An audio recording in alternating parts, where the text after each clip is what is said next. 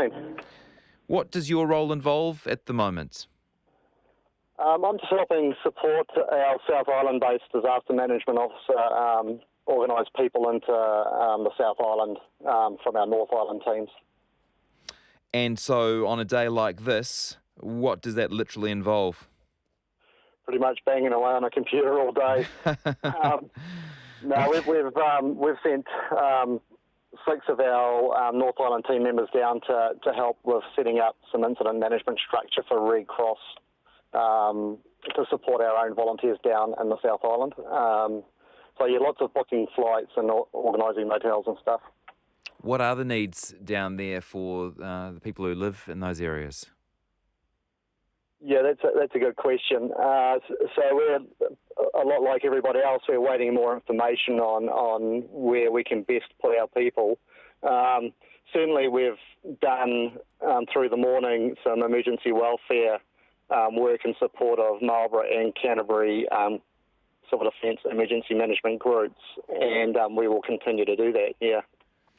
The good news seems to be, or the relatively good news, is that injuries seem rather low. It's more welfare and looking after people who may have their accommodation affected. Is that a good analysis of what's going on? Yeah, a lot of infrastructure damage, obviously, and, we've got some equipment to help out with some water, the ability to supply clean drinking water to people in Kaikoura that we've offered up to the group. We've also launched a national appeal, obviously, to start that process of helping the people in northern Canterbury. Very good. Graham Langford, the Red Cross's North Island Disaster Management Officer.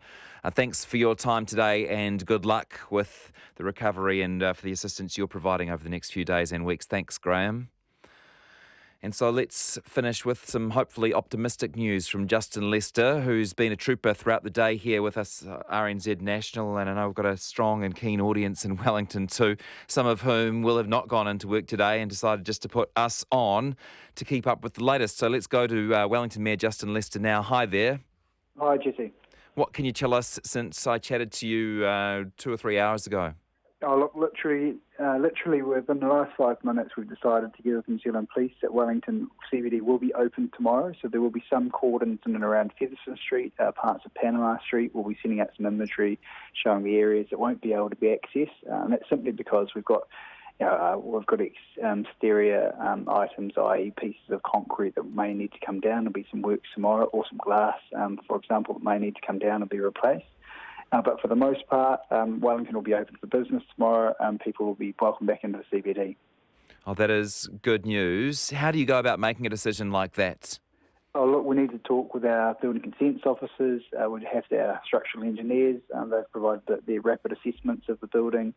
We've sat down with New Zealand Police, and we've sat down with our emergency management coordinators as well, and we've made a group decision that the CBD is safe except for these areas, and again, we'll send out that information, but we want to make sure that the businesses are up and able to run. We want to make sure that it's business as usual and that we're not stymieing people's ability to get back to their day-to-day lives unnecessarily, and so that decision's been made that it is safe except for those areas that will be cordoned off.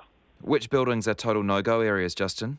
So it's largely Featherston Street from about Whitmore Street through until about Panama Street. So the side streets are where in Taylor and others you'll be able to access, but because of the height of the buildings and the narrowness of the streets and some of the glazing and some of the concrete or plaster that could potentially fall and needs to be removed, those are the only ones that will be closed off. But otherwise, it's back to business. The CBD will be open. And just quickly, how's the commute looking tomorrow? The commute should be pretty good. The buses are up and running. We hope that for the large part, rail services will be back up and operating too, subject to some confirmation. Just north of Taurus and Porirua, some bridges just need to be assessed for engineering strength, but generally we're looking pretty good. Thanks, Justin Lester, Mayor of Wellington. Just about 4 o'clock, I've had some great support today from our executive producer, Caitlin Cherry, producer Simone Miller, with the help of Julie Moffat, so thanks to them. The Checkpoint special's on the way. RNZ News at 4. Kia ora, good afternoon. Ko Katrina Batten tēnei. The Prime Minister has flown over the Kaikoura region and says damage from this morning's 7.5 earthquake is worse than he thought. John Campbell has described the scene as just utter devastation. The Prime Minister estimates the clean-up will run into hundreds of millions of dollars and clearing the debris and blocked roads could take months. The North Canterbury town of Cheviot is to be used as a base by fire crews and emergency services to helicopter supplies into quake-stricken Henna and Kaikoura. Both areas have been completely cut off by slips and earthquake damage. 2 people died in this morning's quake, one in Kaikoura, the other at Mount Lyford, inland from the tourist town.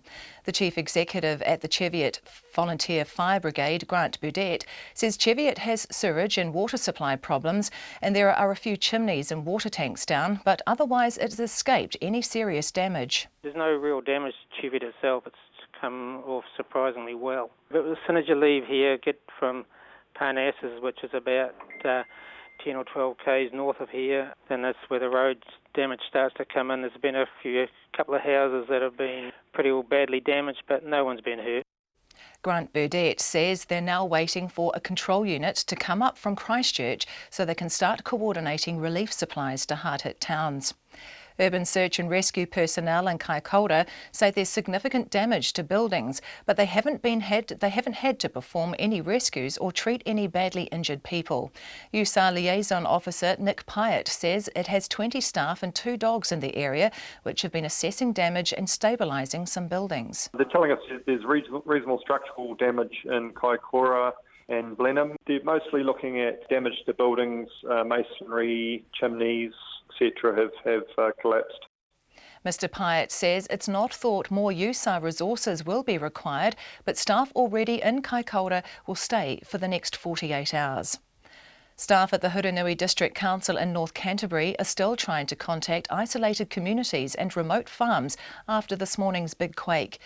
The Council Chief Executive, Hamish Dobby, says there is significant damage to roading, bridges and water supplies. He says the reservoirs in the small town of Waio have been disconnected and residents have no water. Mr Dobby says it's been difficult assessing the situation at Lyford, where 1 person was killed. We've had significant issues with the cell phone network and making contact, particularly in Lyford, where there's been quite a lot of damage to residential dwellings. USAR have been up there with a helicopter, and so we've now got satellite phone contact through there. Hurunui District Council Chief Executive Hamish Dobby. Meanwhile, people are being urged to stay away from the Clarence River, where a lake is being formed by a blockage near the Dart Stream. State Highway 1 is closed between Blenheim and Christchurch, as is State Highway 7 across the Lewis Pass. The coastal stretch of road north and south of Kaikoura has been badly affected by slips. Several bridges in the Marlborough region, including those across the Wairau River, have suffered serious structural damage. There are no Cook Strait ferries running as the link bridges at the ferry terminals at both Picton and Wellington have been damaged. The quake cut power from Canterbury to Taranaki, but supplies are being gradually restored in most areas, including to Henma Springs. Kaikoura still has no sewage service or water supply. Damage to the fixed network and power cuts affecting mobile cell sites mean Kaikoura and Blenheim are experiencing the most significant problems with phone services. Residents in North Canterbury and in Raglan and Waikato are being urged to boil or treat all drinking water following the quake. The Chief Executive of Kiwi Rail says the damage to the network is the worst he's seen since the earthquakes in Christchurch. Peter Reedy says it will be at least 48 hours before Kiwi Rail has a clear picture of how extensive the damage to the network is, but it is significant. In one place outside Kaikoura, the rail line has moved off its footings and slipped 20 metres. Mr Reedy says he hopes services in Wellington will be running again tomorrow, but a bridge in Lower Hutt needs to be checked before services get the green light. That's the news.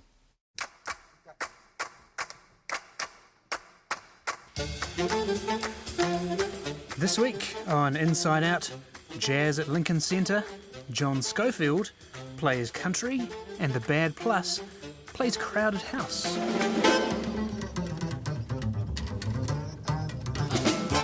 Bonus space solo there. That's Inside Out with me, Nick Tipping, Wednesday night at 11 on RNZ National. Met Service weather through to midnight tomorrow for Gisborne and Hawke's Bay. Cloudy and scattered rain developing this evening. For the remainder of the North Island, also Nelson and Marlborough, rain spreading east this afternoon and evening, heavy at times from the central North Island southwards. Rain easing to showers Tuesday afternoon. Northwest gale in exposed places, becoming severe in Wellington, Wairarapa and Marlborough this evening, easing tomorrow morning. Bulla to Fiordland, rain with heavy falls and thunderstorms from this evening, easing to showers tomorrow morning. Rain returning about Fiordland tomorrow evening. For Canterbury, a few spots of rain today, mainly fine tomorrow, but a few showers south of Christchurch later. Otago and Southland, a few showers, possibly heavy and thundery inland tomorrow afternoon and evening. The Chatham Islands, rain developing overnight, gale northerlies. And now the mountain forecast from Met Service up until tomorrow midnight. The North Island, Rokumara to Kaweka Forest Park. Cloud increasing from afternoon and rain developing tonight, heavy at times tomorrow. Elsewhere, rain spreading east this afternoon and evening, heavy at times tomorrow morning, easing to a few showers tomorrow afternoon. The winds northerlies, gale in exposed places, severe from Egmont and Tongariro National Park southwards, easing later tomorrow. The freezing level above 3,000 metres. To the South Island, Kaikoura ranges, a few showers turning to rain this afternoon, easing to a few showers about midday tomorrow, clearing later. Elsewhere, rain with some heavy falls from and possible thunderstorms from this evening, easing to showers tomorrow morning. The rain returns to about Fiordland National Park tomorrow evening. The winds northerlies, gale in exposed places, severe gale north of Arthur's Pass, easing later tomorrow. The freezing level 3,000 metres in the north, sloping to 2,000 metres in the south. It's coming up to 4:07 and you're listening to Checkpoint.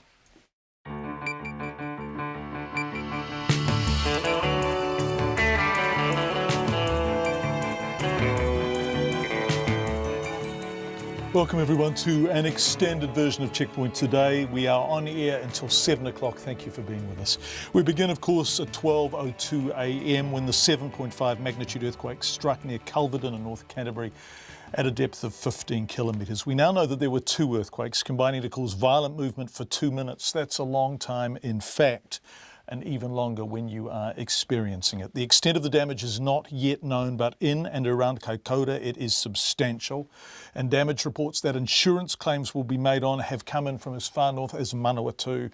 2 people have died, and while that toll is not expected to rise, there are still some areas where contact has not been established since the earthquakes. Coming up, we talk to seismologists about what's happened and what is happening. But let's begin at the beginning, looking back over the morning. Here's our reporter, Andrew McRae. The 7.5 quake struck at 12:02. RNZ National's all-night presenter Vicky Mackay was on air at the time reading the news. Lead and a win in the 5-match series. And yes, Wellington, we are undergoing a fairly dense earthquake at the moment. So please just get to somewhere where you are safely under some protection, because this is long and rolling and it has been going and getting worse every 5 minutes. I can honestly say I doubt that I'll be able to stay in the chair for much longer.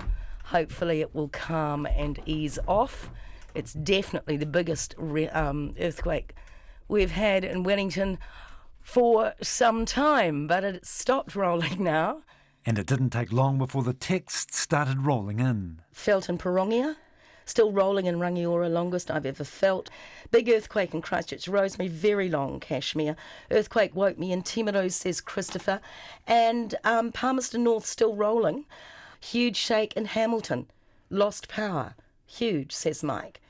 Ian in Woodville, big in here in Woodville, long. Dunedin felt it as well. Stratford just got shaken awake by big earthquake. Getting aftershocks in Christchurch. Long earthquakes felt here in Port Chalmers. Sarah Black lives in Hanma Springs in North Canterbury, not too far from the first quake's epicentre. She described the noise as something akin to a steam train approaching. Really violent shaking. It seemed to sort of shake one way and then another. The quake itself seemed to just go on and on, really, and probably for about 20 minutes once all the aftershocks just seemed to mould into one, and it just kept going and going. Bella Swarbrick lives in Waiau in Marlborough. Felt like I was in one of those old-fashioned brass beds on wheels. She says the quake started with a thump, which was followed by rolling and shaking. Just everything off the shelf. The microwave in the kitchen shot out of the shelf at the little cubby hole it sits in, and it's hanging down. The freezer shot open and all the meat shot out of there under the fridge. The food in my pantry is all just probably waist deep. It's come off all the shelves and everything and just compacted up. Many people in coastal areas self-evacuated in case a tsunami hit. This included Steve Horrell near Kaikoura. We're up at the top of the hill. There's a hill at the back of where we live, and a number of the neighbours are also up here as well. So there's probably about 40-odd people, I guess, in their vehicles up the hill, just waiting and see what happens. The quake was centred 15 kilometres northeast of Culverton.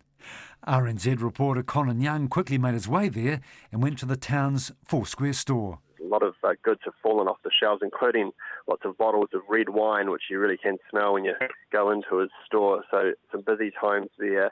The Civil Defence Operations bunker in the Beehive was activated, and it was from there that the Prime Minister John Key spoke early this morning. We have military helicopters that are available to us, and NH90 is going to be going down to Kaikoura very rapidly. The area is cut off from a road perspective, so there's somewhat a limit of what we can do in the first instance, but we obviously want to put one of those helicopters down there. There's another one that will be in Wellington. St John's have been flying people in.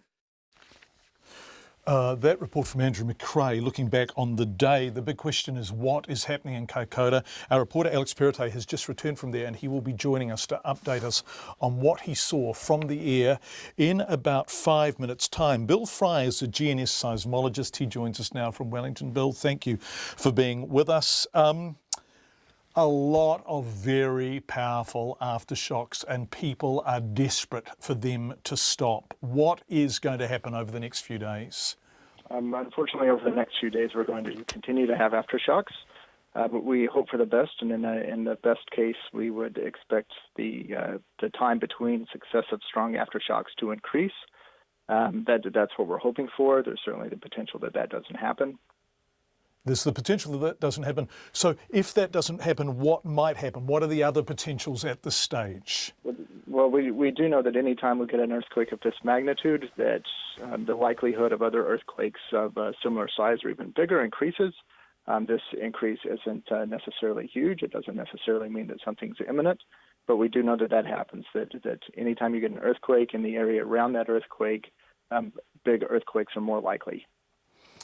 What are we dealing with here? What was moving? Are you familiar with the tectonic activity beneath Culverton in this area? Was this surprising activity or something that we might have foreseen at some stage over the years ahead? Yeah, when you say something we might have foreseen, so we didn't necessarily foresee the details of this. And when you say Culverton, actually, this is quite a complex earthquake that stretched from around Culverton all the way up to the northeastern portions of the South Island.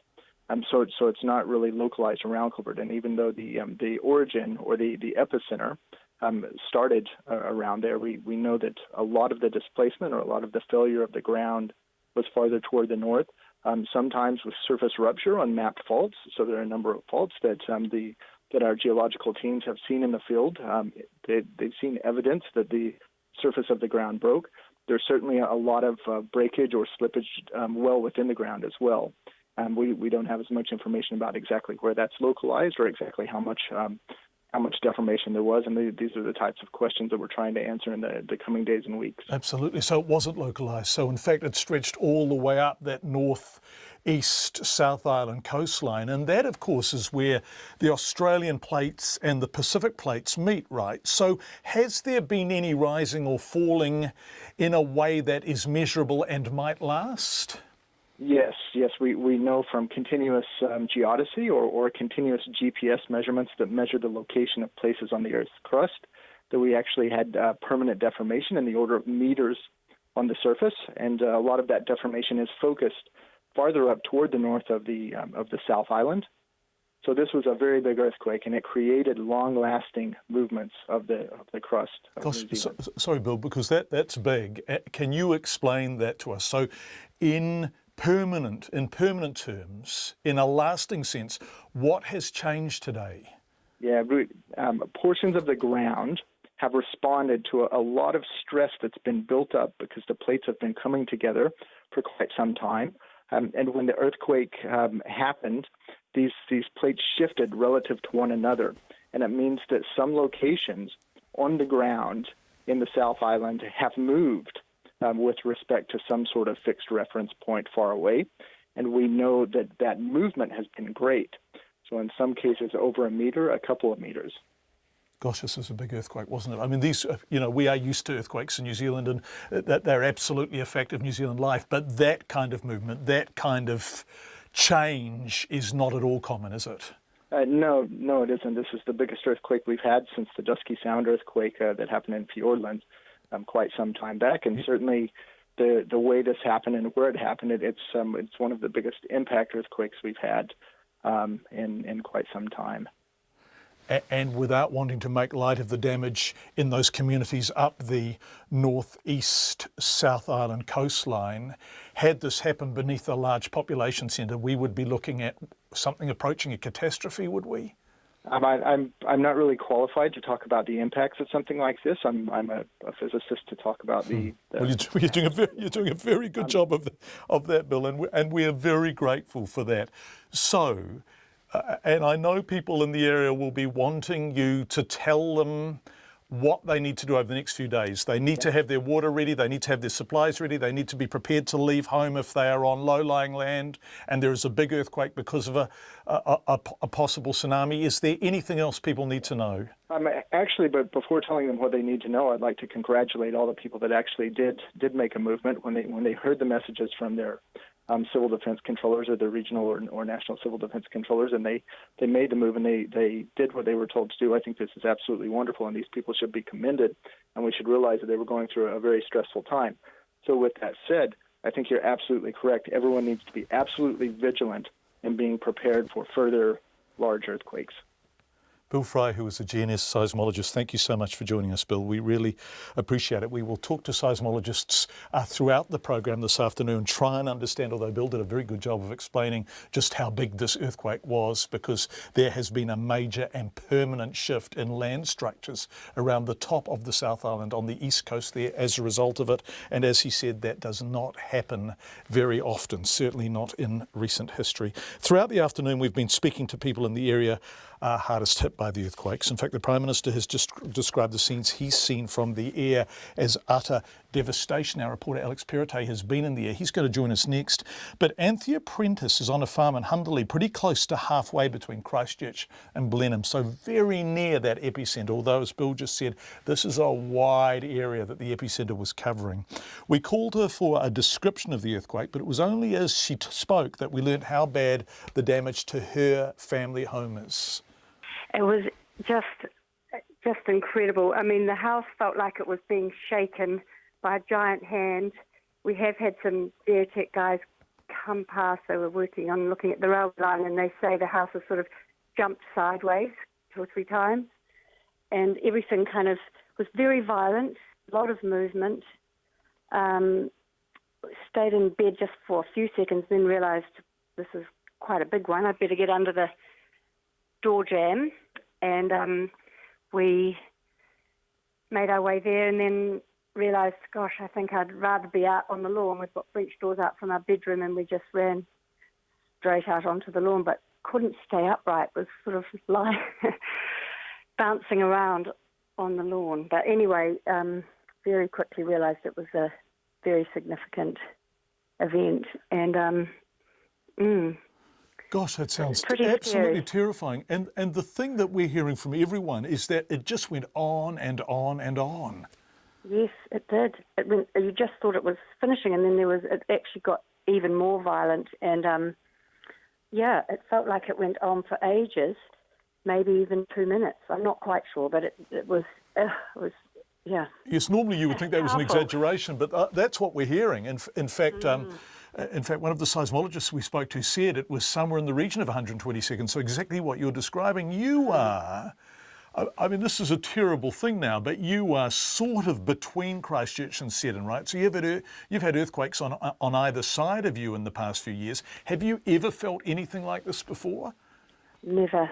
Goodness, no, we really never have. We have felt the earthquakes, we felt the Christchurch ones, the big ones, and we felt the Seddon ones, and but never experienced anything like this. The power and the movement, quite incredible, really, really, yeah, very powerful and frightening.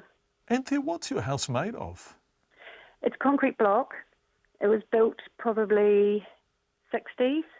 It was right on we're farming, and we're just on the Kaikoura coast south of Oaro. Yep. We have the railway line running along the bottom of our cliff. We live on a cliff that just gently slopes down to the sea. And so I know where you are there, so the railway line is beneath you, so you're quite elevated on that cliff, right? We are, yes. And did you worry about subsidence? I mean, did you worry about the cliff giving way? Well, I didn't really in the night, but then when the light came, well, it was a very light night, actually. It was that beautiful full moon, and we did have a look around the property, around the house, and big cracks. Yes, we've lost the end of our lawn has just gone straight down, and the cliff has sort of given way a bit too. I think there's quite a lot of rock fall and sort of just debris that's been scattered along the whole of the railway line along this cliff, along these faces. Yeah. I think everyone who's travelled along that line will know that stretch of track. It's beautiful, isn't it? Because the coast is on one side of you and the cliff's on the other. It's an arresting part to travel along, but of course it's all closed now. Will you be able to stay there in the short term? What sort of assessments are being made? Well, probably not. I think the ground may be too unstable to build on again. The house, I don't think will be salvageable. Our chimney came down and took with it part of our sitting room wall, so we can look straight out onto the sea. The front door was blown out with the force of it, and the whole kind of unit with the windows included, and the back door is sort of jammed open, but holding up a very damaged-looking wall. And I think the major cracks, really big cracks right through the lawn and the bit of land that's it's just a paddock in front of the house between us and the sea, and big cracks through there. Gosh, I'm so sorry. I had no idea the damage was so bad. So you are potentially looking at having lost your home? Yes, I think so. I mean, we haven't had any official sort of word like that yet, but it does feel like that. It's pretty scary. My husband's lived here all his life. His parents built the house, and I've lived here sort of over 20 years, and it is going to be quite sad, I think. Just the enormity of it sinking in. Initially, you just go on autopilot a wee bit and clear a space and pick up rubbish, but then after a while, you start to realise, gosh, this is potentially life-changing. It's Anthea Prentice. It wasn't until after we'd spoken to Anthea that somebody told me she is the much-loved local GP in Cheviot, very much part of that community. Our reporter Alex Perrottet has just returned from a chopper trip to Kaikoura and joins us now from our Wellington studio. Alex, what did you see? You were both in the air above Kaikoura, but you also landed on the ground?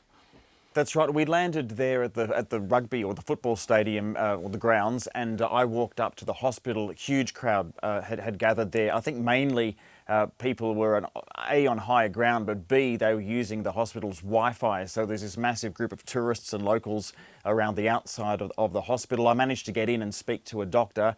And he had confirmed, as well as the fire service, of course, that gentleman had died on the property and they had rescued 2 other people from that property, and they had minor injuries only, but there's about 15 other people in the hospital at the moment that are recovering from various ranges of broken bones and other ailments, but they're not life-threatening as far as I got that information from the doctor there. But certainly a lot of people around just very shaken. As you can imagine, many of the tourists who've never experienced any of this before and now are stuck there and really can't get out as they had earlier planned.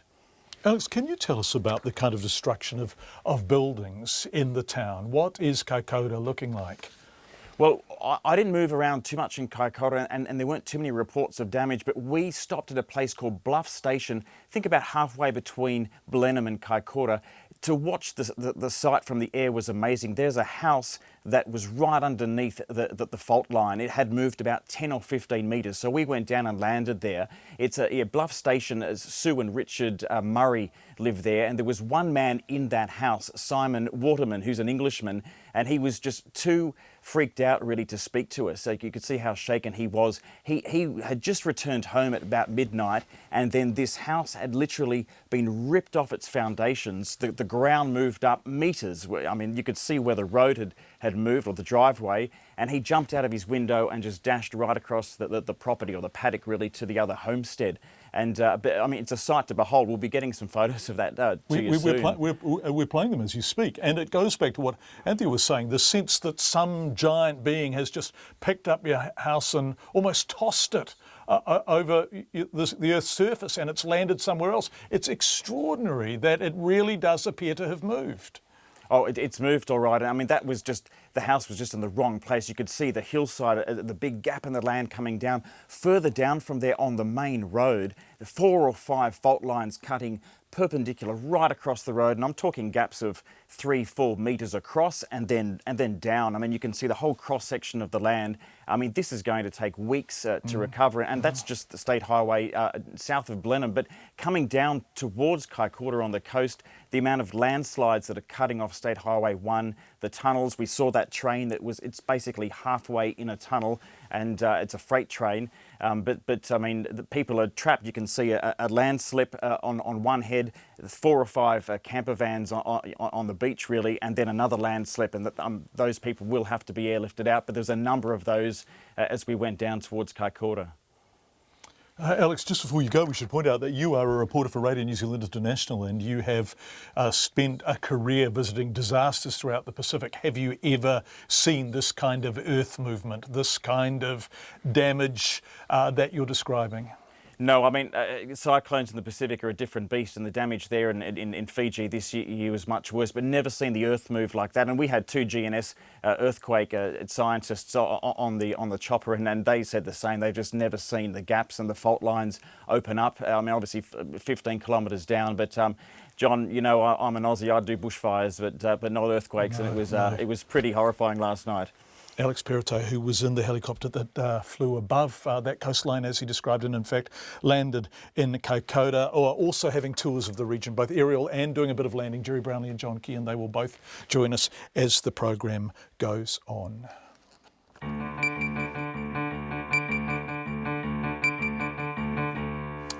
Thank you for being with us.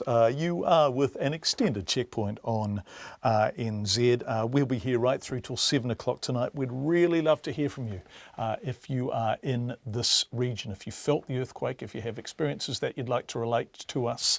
Please be in touch. You can text us on 2101. You can tweet us at Checkpoint RNZ, email checkpoint@radionz.co.nz. And if you have a compelling experience you'd like to describe, do text us and we can call you back as the afternoon goes on. It's coming up to 29 minutes past 4.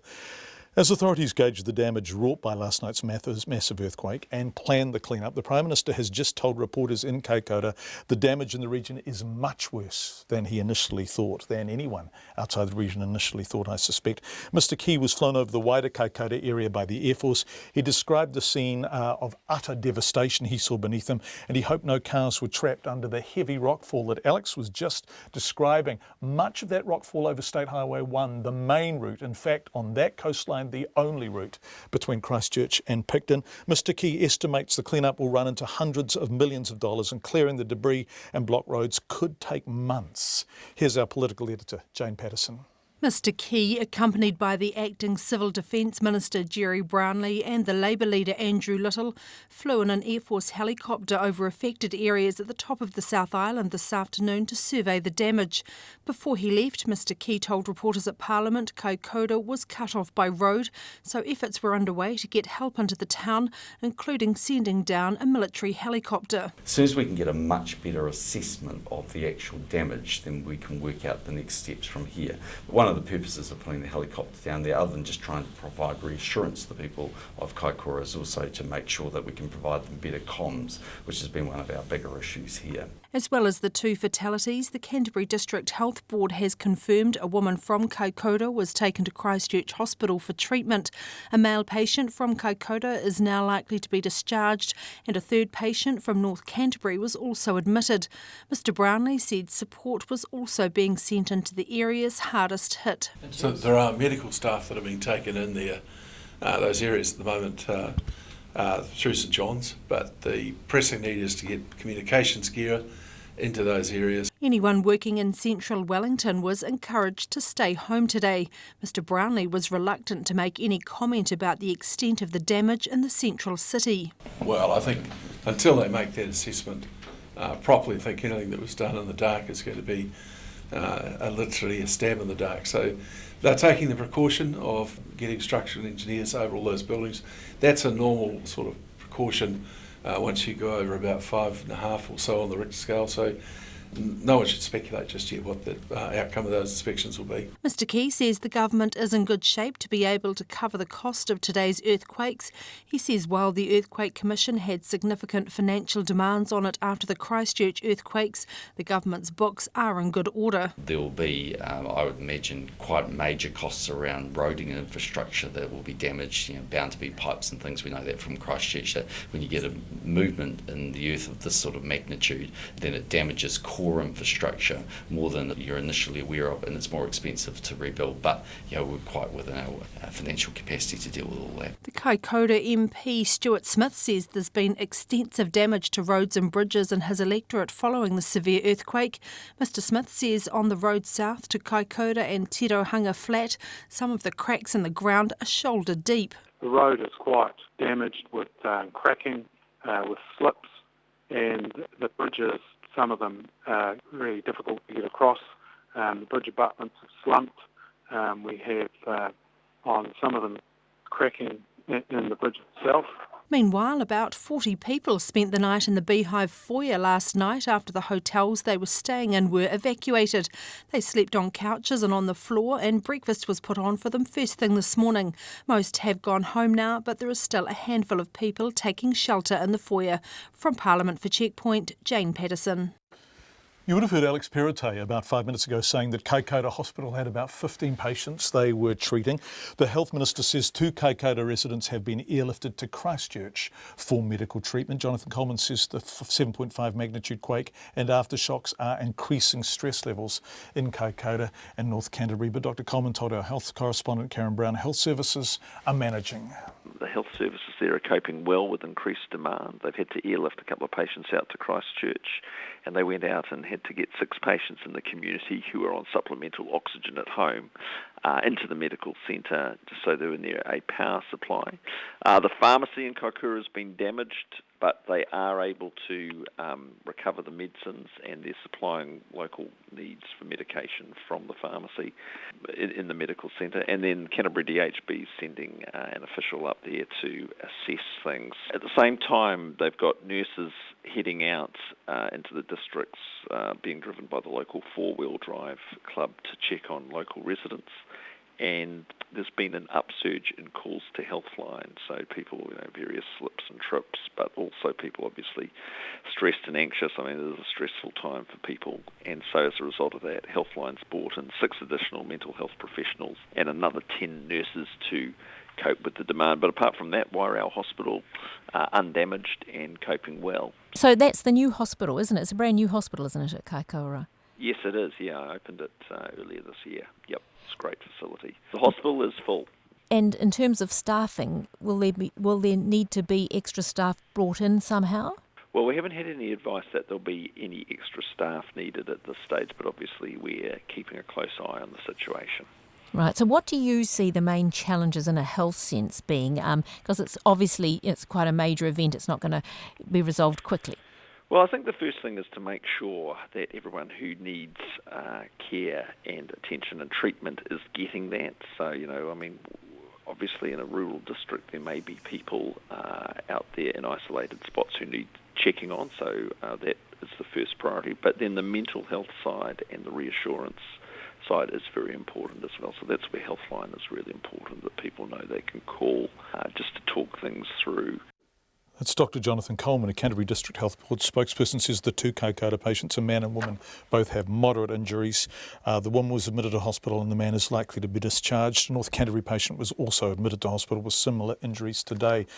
I've just been handed a email that's come in from the Marlborough Local Council, and I'm going to read it exactly as it says. Slip dam on the Clarence River has breached and a large wall of water is heading downstream.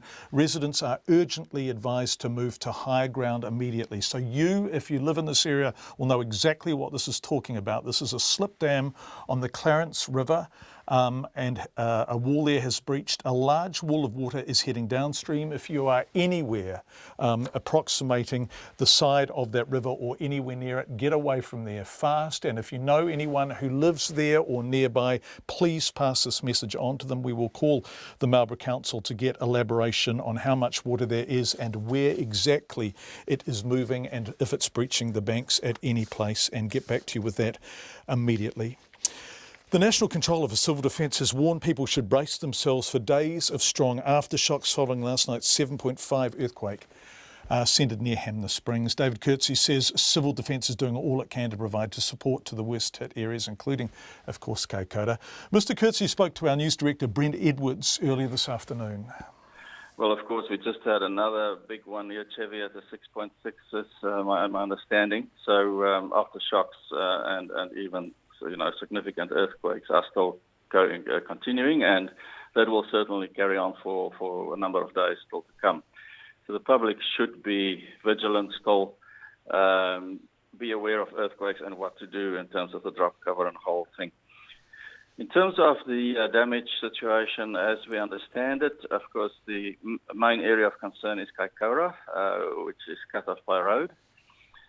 Supplies are being transported in by helicopter as we speak, as well as support personnel. Urgent, short-term needs assessments have been made, and these are being catered for through these helicopter trips. Longer-term assessments and plans are also being developed to ensure that a more sustained support can be provided to that area. Did the helicopter drops include providing more medical support? My information from the Ministry of Health is that the local DHB and hospital there is coping. We do expect another update in the next hour or so, but the last time I had an update from them was that they feel that they are coping. As I say, they have been treating some minor injuries, and of course, more serious injuries were moved out of the area to Christchurch earlier today. Can you give us an update on how many we've got? 2 confirmed dead. How many injured seriously and minor injuries? Do you know? I don't have an exact number on the minor injuries that have been treated locally, but the numbers still are the 2 serious injuries and the 2 deaths. Yep. Okay. So what's, you talk about obviously expectation that these aftershocks will continue for a number of days yet. So what's the advice for people within the zone, Kaikoura, but, further afield, I guess, to Wellington, to Christchurch? Yeah. Of course, we're aware communications is still a bit of a problem, although that is also progressing. I was just told earlier that Vodafone believes that they'll have cell coverage back in Kaikoura by later today, by end of today. But if people are in need, there are support centres, as we call them, civil defence centres, set up across these areas, so they can call in there. Or if they can have communications, call the local civil defence people or emergency services, whatever the needs are. Also look after each other. Call into neighbours and check whether they're all right, and how can communities support each other from inside their own capacities. I mean, in Wellington, people were advised to stay out of the city today. Would it be your expectation that people can return to normal to work tomorrow? I'd rather not express an opinion on that without having checked with the my Wellington city colleagues on that. It is their call. They are still doing assessments throughout the CBD area, and they will certainly signal an indication or advice about tomorrow in not too long. With Kaikoura cut off, essentially, I mean, what's the plan? Is it going to be helicopter transport in and out for some days to come yet to keep the lines open? Definitely that. There are also other options being considered. There are planning teams working on that defence as well as our own people are planning jointly on our options in that regard. And from tomorrow on, we'll have a better idea of how best to provide and sustain support. So it's possible in the short term you might be able to put some sort of makeshift land link in? We'd have to check with NZTA on how long it will be to establish that. They are working around the clock as well. I'm aware that they have planning teams here in Johnsonville, looking at all in the information at hand. There are also NZTA people within the support teams that we're channeling towards the area to do local assessments on the ground there. So we'll get the expert advice. That's the National Controller for Civil Defence, David Coetzee, talking to our News Director, Brent Edwards. We just want to repeat this information from the Marlborough District Council. An urgent warning to people living near the Clarence River, north of Kaikoura, living near it or working near it. The council says the slip dam on the Clarence River has breached and a large wall of water is heading downstream. Residents are urgently advised to move to higher ground immediately. That is anyone who lives or works near the Clarence River. The slip dam has breached and a large wall of water is heading downstream. We will update you the moment we hear any more about that. Amongst those whose journeys today were first interrupted, then seriously delayed, we have seen those slips on State Highway 1 in the region of Kaikoura, was Tim Bennett. But Tim wasn't on the road. He was in his vehicle, yes, but he was just about to drive off the inter-island ferry in Picton. So we were down in the hull of the inter-island ferry, and initially, I didn't think anything of it. I thought it was just they were backing back, and it was just the engine of the vessel, putting us into the dock there. But as not till while we were still there and things were rattling and rolling, the father-in-law rang up and said that you guys are right. There was a massive earthquake, and it woke them up in the Waikato in Te Amuru. And it's then that we realised that all the vehicles moving about wasn't actually engines. It was something a bit more, and then as more rolled through, you could feel them on the vessel as we retreated back out to sea, so to speak, and set anchor and waited out till the morning. So you were about to dock. You were going in Picton, and then they kind of retreated from the land to keep you away from the possibility of the wharf moving or any of the structures collapsing. Yeah, I guess so. They waited there for we were in the hull, ready, in our vehicles. Oh, ready to drive off. And they hadn't dropped the back door down yet when it happened. So if we were minutes earlier, we would have been in the process of unloading, which could have been a different story. And then they came over the loudspeaker saying that they'd had an earthquake and they were going to just go back out and just reassess in 10 minutes, and then that turned into 20 minutes, and next thing we're out, set anchor and waiting for the power to get back on because they couldn't do things on land and that sort of thing. So we just set anchor out a bit from Picton, and the staff were fantastic. Set us up coffees and made it as comfortable as possible, and in the morning they took the breakfast for us all, and again, coffee and tea, and all complimentary. It was very, very good and as comfortable as possible. Everyone was sleeping where they could on the floors and seats, or in some cases not sleeping at all. Yeah. Gosh, that's extraordinary. So you actually felt the earthquake. You didn't know immediately it was an earthquake, but on the ship, still in the water, you felt the quake. Yeah, and the subsequent aftershocks or tremors thereafter, you did, now that you're aware of it, you did feel them, and the boat was rocking with those. But as we got further out away from land, it wasn't as noticeable. Yeah. Does it feel like an earthquake feels on land when you're in a boat, on the water, or does it feel somewhat different? It is somewhat different. It was, well, that initial one, looking back, it was like the vehicles where I was. There was a little boat in front of me on the single axle trailer, and that was really shaking. And our vehicle that we're in, Santa Fe, was really giving a good rattle as well, and all the vans and camper vans were rocking. So, but they didn't move out of their lanes or anything like that. But they were certainly moving with it.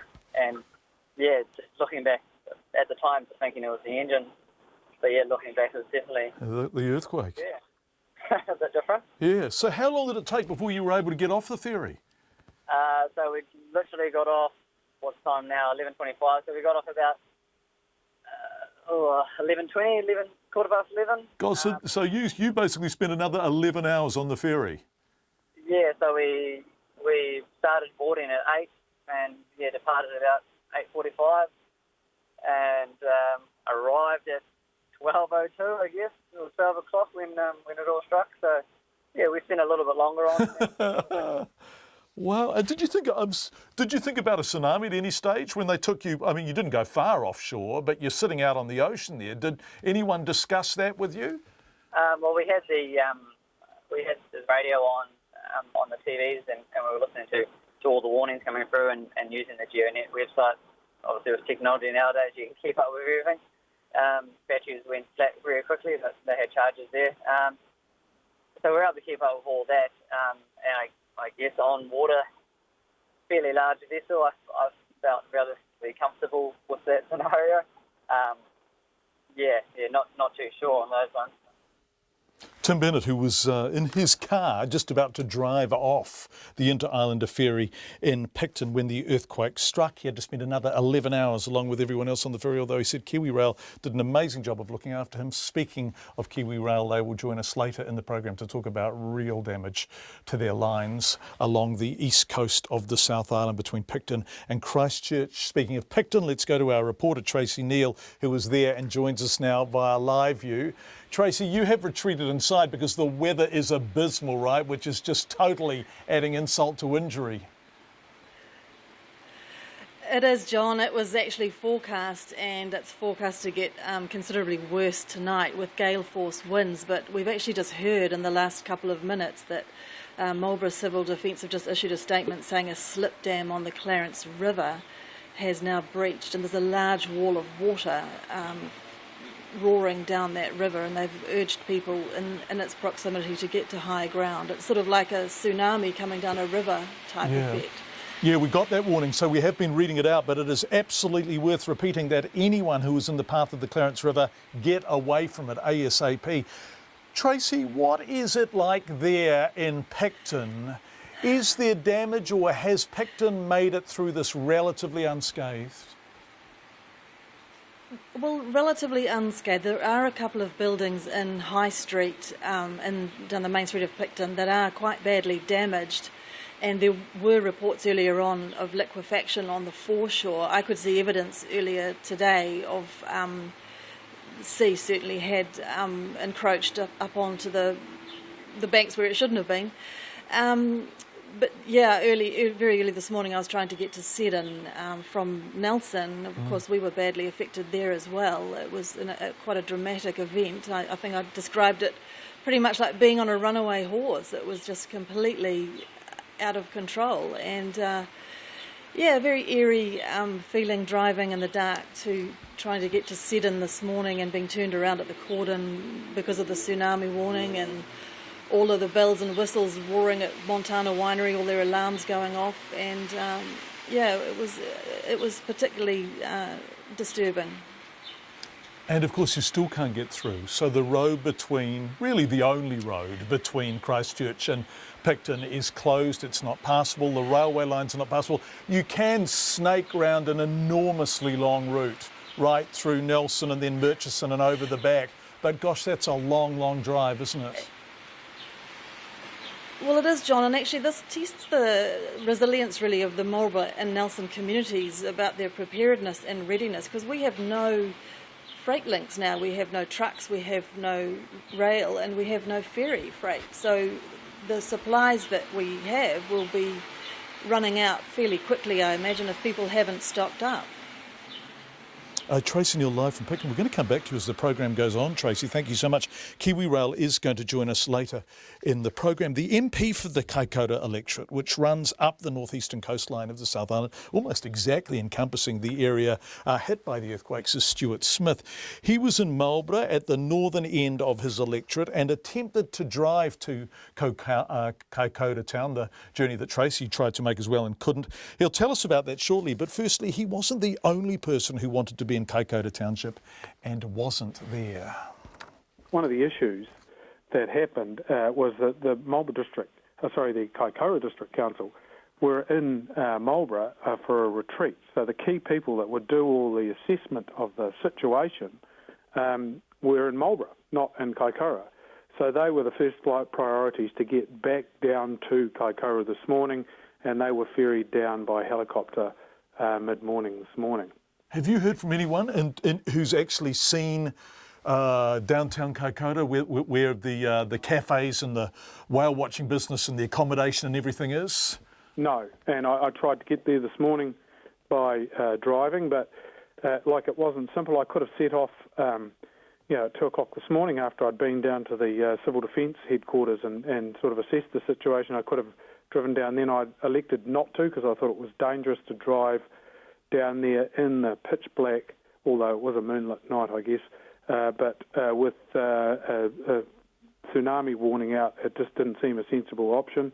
So I waited and left about 4:30, and so I arrived at Seddon when it was starting to get daylight. Talked to the people there who had assembled those people that felt like their homes were threatened. They elected to do what I think was the right thing and to go to somewhere where they knew was safe, and the community came together there. I talked to them for a little while and moved on down to Ward, and it was daylight then, and we had to take a back route to get into Ward itself because one of the bridge abutments is a bit significant drop. I couldn't have got my SUV over, and there's trucks stuck there at the moment. Well, they certainly were the last time I was there. The community there had come together in a couple of gazebos and had lit a fire, and they were sitting around with blankets, and they were just thinking they should move in case it rained to the hall. So that's what they were doing when I left them. And then I tried to go further south, and I went down the road into a place called Terahanga Flat, which is the boundary between Marlborough and Kaikoura districts, and that's where the photo. I took the photo, or my son took the photo of me in the big crack in the road, which is significant. I think you'd agree. Yeah, that's a hell of a crack, and that's State Highway 1, isn't it? I mean, that is the route but between Marlborough and, I guess, Christchurch, really, along the east coast. That's it. That's it. And it's there were a lot of smaller cracks leading up to that, but that crack, it's across the road, and it's right across the verge of the road, so there's no way through there, but it's not just one crack. No. There's about 20 metres of cracks, and then there's a bit of a gap, and then some more cracks. And part of the road's been uplifted quite significantly, and other parts have slumped. So quite a job to fix that. and let alone the other cracks further up the road. And then the bridge abutments are all compromised on not all, but virtually all the bridges on the way down.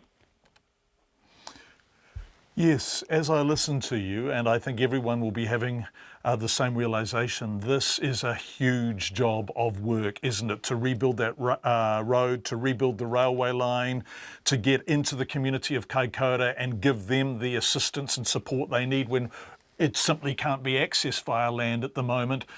This is big and it is expensive, isn't it, what we're looking at here? Yes, absolutely it is. Look, I've got every confidence that the expense isn't the issue. The issue is going to be getting it done in a timely manner. And I think, as I've said earlier in the day, it might seem a little callous to start thinking about recovery at this stage, but I really think that's probably my job now. I'm confident the council here in Marlborough are doing a fantastic job. We don't know what's really going on in Kaikoura. The councillors, I've got every confidence they're good people from Kaikoura, and they've got lots of support, they'll be able to manage that. But we need to start thinking about getting those communication links open. Kaikoura lives with the traffic through that town, and if the road's not open, very difficult for people to make a living. So that's, I see, as the big challenge now. That's the MP for the Kaikoura Electorate, Stuart Smith. We spoke to him a short time ago. There are now people in Kaikoura and reporting from there. One of them is our reporter Phil Pennington. We will talk to him shortly. Another of our reporters, Alex Ashton, flew from Auckland to Nelson this morning. He's coming in the back way through Hamner Springs to Waio, but he stopped at an antique shop in Murchison on the way to survey the damage. He spoke with somebody's treasure owner, Donna Thurlow. We waited for about 2 hours, and then my husband and I came down. So about 2 o'clock we came down, and was quite shocked at the amount of damage we didn't have. Very little had moved. Few vases, one book out of thousands. Yeah, see, that's amazing, because even let's look behind us, and there's a shelf here which has got, a dozen glass ornaments. Then every single shelf has more and more. Yeah. So when you walked in, what did you feel? Oh, just relieved, because I've only owned the business 14 months, and just relieved that we haven't lost the Christmas stock and that the place is safe. We knew it was a really strong building, but to know that it was that safe was really good. Yeah, and so when it hit, where were you? Were you at home, presumably? Yeah, 12 o'clock, yeah. Yeah, in bed at home. So it was very rolly, very rocky and rolly. But very, very long. Everyone's saying it went for a long, long time. Usually earthquakes in Murchison, you get a bang and a rapid shake, but this was just rocky, rolly. So then you're wondering, where's the centre? And then you're wondering, I've got family in Christchurch, I've got family overseas, and everybody's sort of trying to work out if everyone's okay. Yeah, no, I want to walk and talk because I want you to show me the bottles, because there's a huge wall of bottles, and the fact that none fell is astounding. Yeah, sure. So in terms of aftershocks, today, how have you been? We've had many in the shop, even with customers in the shop. And, we just reassure them that everything's fine, that, nothing's moving, and, just make sure they're feeling okay and comfortable. Yeah. So out the back we've got a whole room of bottles. Yeah, and if you're listening, not watching, you won't be able to see there are shelves and shelves and shelves of plates and bottles and glass out the back here. So probably out here we've got probably over 1,000 bottles. It was a bottle collection that was bought from Nelson at auction, and as you might not be able to see, there's 4 or 5 bungees up, but not one bottle fell. And they're not all protected by bungees. The top ones are, sort of, some of them, but all of these ones aren't. So you must have been shocked at the lack of damage. Oh yeah, we were wrapped. Yeah, absolutely wrapped. As I say, a new business, and to think we'd lose so much stock in one whack. So we were coming down to clean up, and we didn't have to clean up. It took me about 20 minutes to sweep the floor. So one glass jar, one plate this side, some vases out in the shop. Total value of the loss? Oh, not more than $50, $60. When you see that shop, you will understand how incredible it is that the whole lot didn't come toppling to the ground. That was somebody's treasure owner, Donna Thurlow, talked to our reporter Alex Ashton, who's now heading towards Waiau and Hanna. Coming up after the news at 5, our reporter Phil Pennington is in Kaikoura. We're going to talk to him. We're going to hear later from Mark Quigley. You will remember him as the seismologist who did so much work in Christchurch and Canterbury after the 2010-11 earthquakes. He's now in Melbourne. He will join us to tell us what is happening under the ground along and under the coast along this coastline. All of that is coming up. We're also going to hear from Jerry Brownlee and John Campbell, who have both been in Kaikoura. Stay with us. This is a special checkpoint. We're running from 4 until 7 tonight. Thank you for your company and also thank you for your feedback. This is from Mark. The 29th floor of Metropolis in Auckland felt like a fun ride, swaying from side to side. 100 plus people headed to the safety of the park opposite. I can only imagine what it was like at the epicentre. RNZ News at 5. Kia ora, good evening. Ko Katrina Bat and Tēnei. The Marlborough District Council has issued an urgent warning to people living near the Clarence River north of Kaikoura in the wake of this morning's 7.5 magnitude earthquake. The council says the slip dam on the Clarence River has breached and a large wall of water is heading downstream. Residents are being told to move to higher ground immediately. The Prime Minister has flown over the Kaikoura region and says damage from the earthquake is worse than he thought. John Campbell has described the scene as just utter devastation. Here's our political editor, Jane Patterson. Speaking to reporters in Kaikoura, Mr Campbell and the Acting Minister of Civil Defence, Jerry Brownlee, estimated the clean-up would run into the hundreds of millions of dollars, and clearing the debris and blocked roads could take months. Even as the helicopter was in flight, dust from rockfalls and slips could be seen as further earthquakes hit. Mr Campbell was also briefed by the Defence Force and was told personnel had been gathering supplies to take into Kaikoura. A number of NH90 helicopters are also being prepared to take in tons of food, water and other supplies tomorrow. From Parliament, Jane Patterson. Accounts of how badly people were affected by the earthquake and aftershocks of up to 6.3 are beginning to emerge from Mount Lyford, inland from Kaikoura, where one person was killed this morning. Our reporter Tim Graham flew in there by helicopter and spoke to people who were at a lodge when the quake struck and are now stuck. It's shaken a few people up there in a very, very big way. They're basically stranded there. Our helicopter was able to land just down the road from the lodge, but the road is cut off, so they are planning some kind of four-wheel drive path to get out of there. Tim Graham also flew along the Kaikoura coast today and says the damage is striking, with huge slips enveloping the road and the rail lines and in some cases pushing them off their foundations and right into the sea. Our reporter Phil Pennington is in Kaikoura and describes the damage to a homestead where a second person died.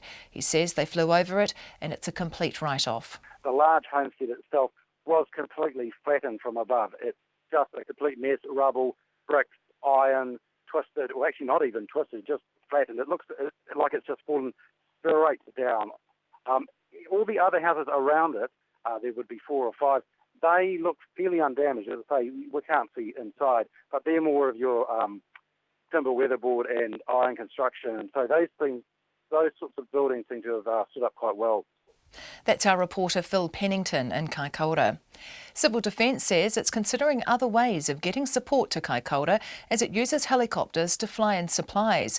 Last night's 7.5 earthquake has caused serious damage to State Highway 1 and landslides have also cut the town off. While helicopters are being used to fly in support, the National Controller for Civil Defence, David Coetzee, says his organisation and the Defence Force are considering other options.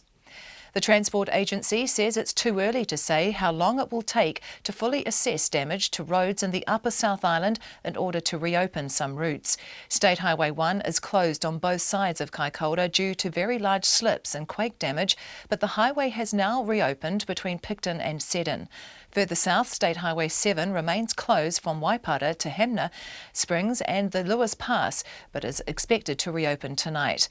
Transport Agency Highway Manager Neil Walker says the agency is working with the police and local authorities to ensure people in communities that are cut off are transported out safely and that safe alternative routes are open as soon as possible. But Mr Walker says due to isolation and continuing aftershocks, they've not been able to assess all roads that may have been affected. The chief executive of Kiwi Rail says the damage to the network is the worst he's seen since the earthquakes in Christchurch. Peter Reedy says the large number of aftershocks is making it difficult for staff to get out to assess the situation. He says the worst damage is to the line between Kaikoura and Seddon, but it will be 48 hours before the real extent is known. I've seen one photograph that has swept the rail line right off its footing, so to speak, and right across the road, just out of Kaikoura. So some of the photographs I've seen, there is significant damage to the rail network, but of course the bridges you don't know until you do your structural inspection, and we're doing those as we speak. Peter Reedy says rail services in Wellington should be running again tomorrow, but a bridge in Lower Hutt needs to be checked before services get the green light. Wellington's mayor says the city's central business district will reopen tomorrow. Justin Lester says people appear to have heeded the call to stay away from the central business district today.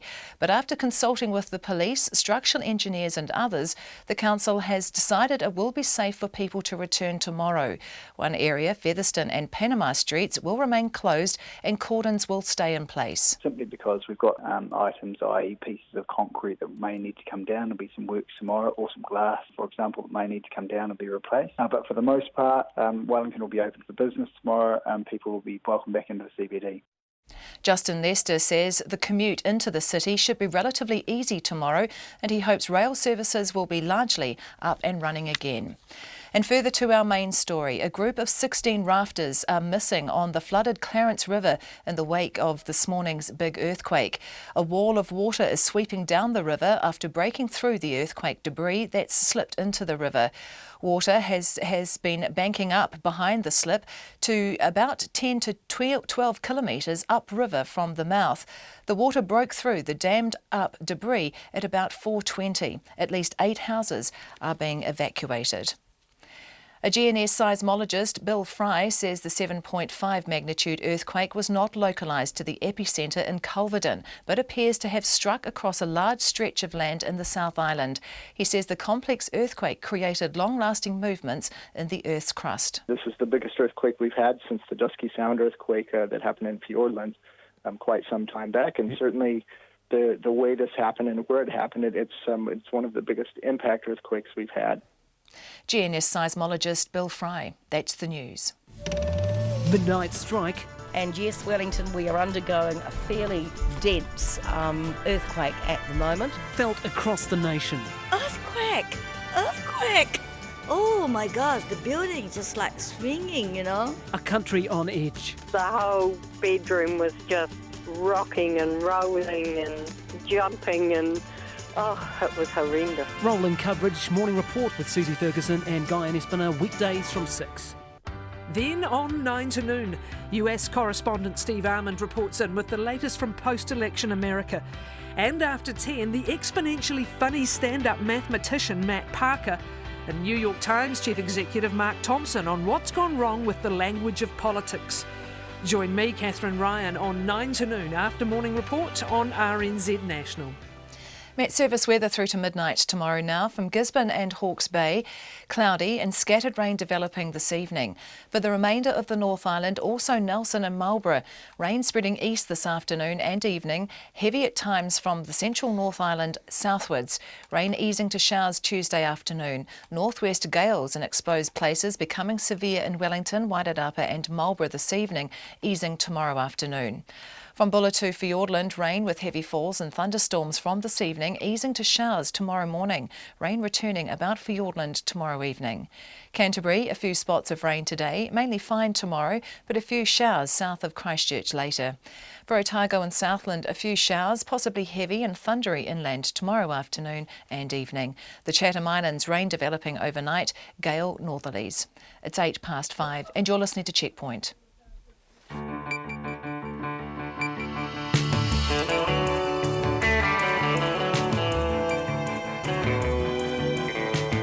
Sound asleep out to the monk sort of thing, and just struck and started rattling us about, and we thought, oh well, it'll settle down, but it didn't, so we just leapt out of bed and held on to each other underneath the door frame, really, in the hallway. Pitch black, and just the noise of like falling off the shelves and that sort of really spooked us a bit, actually. We thought, right, that's it, we're out of here. Packed up our goodies that we got and into the car and away we went. Father-in-law rang up and said that you guys are right, there was a massive earthquake.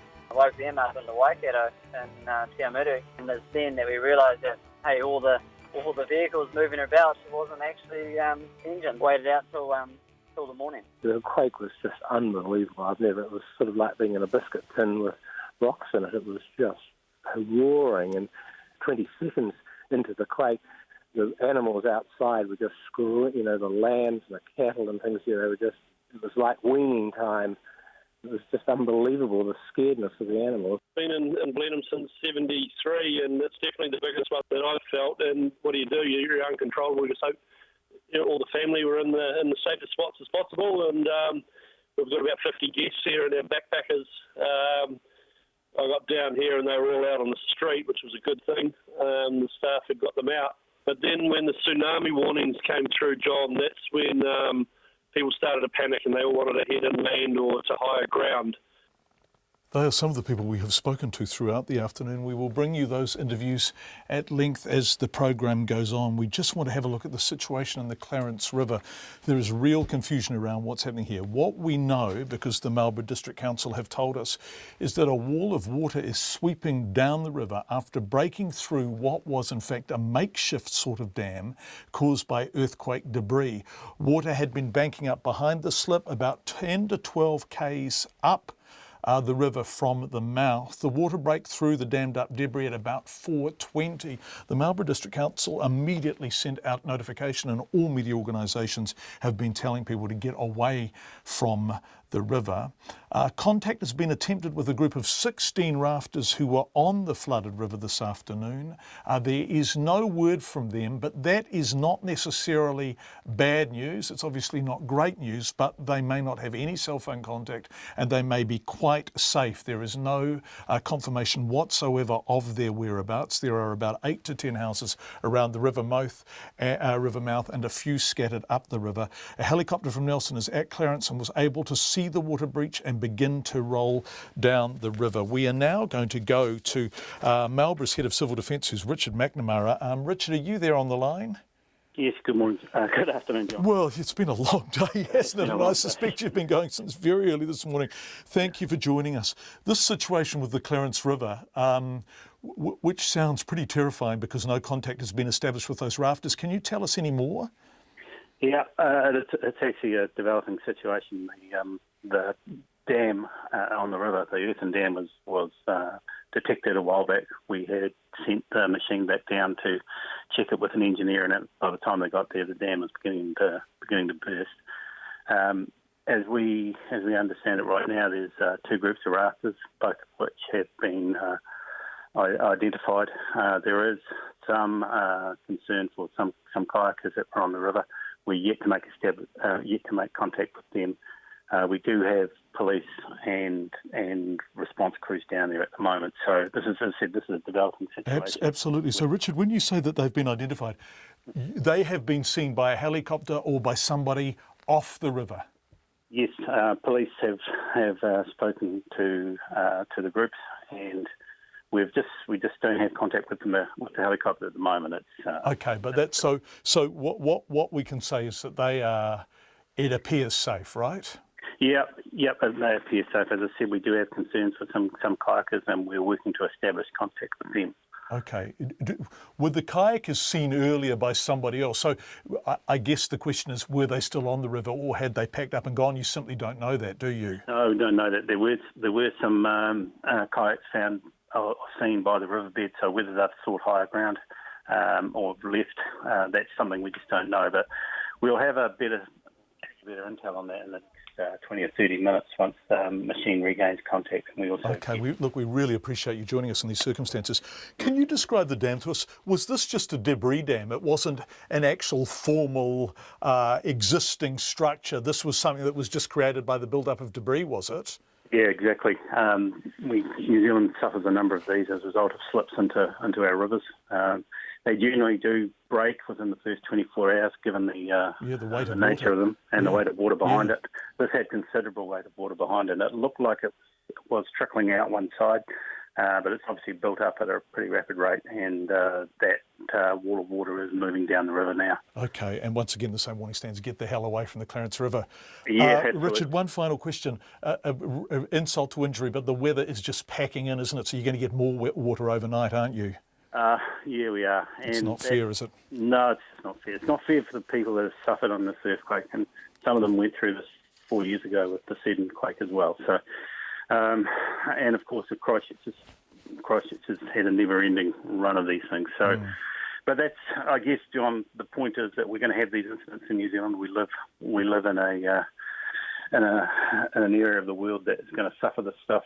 That's not really the point. The point is how we deal with it. And the communities down there have been absolutely magnificent. Our job is to support them to recover from this, and we'll continue to do it.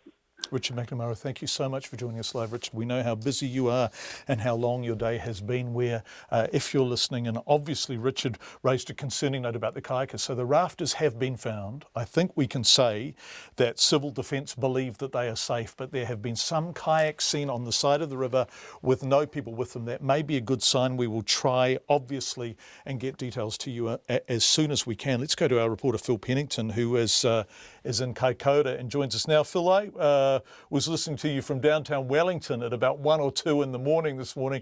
You have had a long day and must have felt numerous aftershocks. What's it like in Kaikoura? What is the damage like there? Well, good evening, John. Yeah, it's been a long day, but not as long as for some. And as you can see, we're actually on the shore of Kaikoura. We've just had an aftershock here. It's a beautiful scene, but it certainly made us flinch with that aftershock. It's not the worst that we've felt today, though. Kaikoura, John, it's a mixture. A lot of houses are showing no signs of damage, although we have talked to local people who say that inside it's a different story. Many of the timber and iron houses, they've stood up fairly well. We did fly over earlier over Elms Homestead. That's the homestead that's been completely flattened. We weren't able to see it from the ground, but from the air, the iron is simply lying flat. The masonry, the bricks are flat, and I understand that somebody died there. The other houses around it are still standing. So that is the worst damage in Kaikoura. The centre of town, though, is looking fairly normal, except for the road. It's extremely bumpy. There's a few cuts and scrapes that you have to drive around. It goes down to one lane. And there's hundreds and hundreds of people in Hospital Park up by the medical centre, John. A lot of people dazed, a lot of people bewildered. Down here, a lot quieter. Down at the shops, every single shop is closed, except for the dairy. The woman in there, she was too stressed out to talk to us. So Phil, one presumes of the hundreds of people who have gathered around the hospital, many of them would be tourists. It's the beginning of the tourism season, right? The summer peak season, and of course many of them are. Yeah, and the whale watching is so popular and so memorable, and so they can't get out, can they? I mean, they're stranded there, and they must just be utterly bewildered, as you say. They are utterly bewildered, and I think they're very reluctant to leave that higher ground. We talked to a couple from Singapore who were at the aerodrome there. They were the only ones there. They were hoping to get out. We had to inform them that probably the only way was going to be by chopper over the next few days. As we flew down by chopper through Blenheim, Seddon, we hit at 20 kilometres south of the Clarence River. Huge ruction in the road. There were multiple fissures. There was a jump in the road, I would estimate, of 3 metres, where the north and the south no longer meet properly. The rail line, similarly, straight after that, a huge slip over the road, right over State Highway 1, possibly 300 metres wide. And the rail line, John, had been torn as it came out of a tunnel by that slip. So it was like a ribbon that extended down from where it had been, from the tunnel down onto the rocks and the seaweed down below the slip. That was just one slip. We came across multiple ones. That was probably the biggest, but multiple ones. So it's completely cut off Kaikoura from the north. We understand, though, we've not been able to go to the south. It's also completely cut off from the south. And we have been to the west, John, and it's completely cut off from there as well. Phil Pennington live from Kaikoura, which is, as he said, an island entire of itself at the moment. Unless you have a helicopter, you can simply not get in or out. Very good news, though, in terms of the town there in Kaikoura as it begins its busiest time of the year. The damage, according to Phil, and also to other reports we had earlier from Alex Perrottet, who's also been there, not as bad as first feared. Of course, a very, very big tourism industry there, big employer, the whale watch rushing, lots of backpacking, lots of people stop as they go along the coast for crays, and a pretty magic experience. And it does sound like the damage to buildings isn't as bad as first feared. The earthquakes this morning were felt right around the South Island. Of course, they were felt a long way into the North Island too, including as far north as Auckland, which really is extraordinary. And the West Coast power was cut to thousands of homes, and in the early hours of this morning, hundreds of Christchurch residents were forced to flock to 3 evacuation centres in the city set up after tsunami warnings were raised following the quakes. Here's Maya Burry.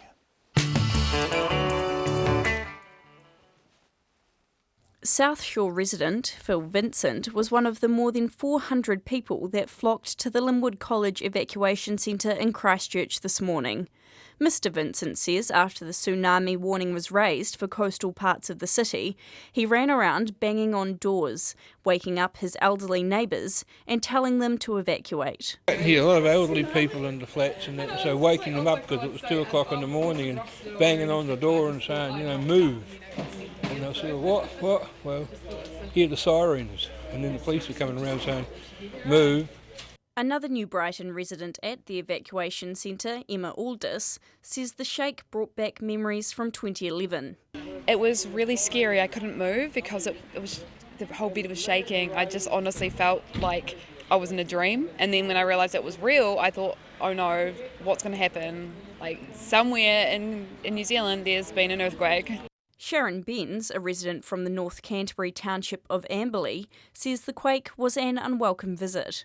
We went through the one in Christchurch, so I had a business in the CBD, so we sort of moved out here 3 or 4 years ago, and it was like, oh my God, it's happening again. Yeah. Pretty scary.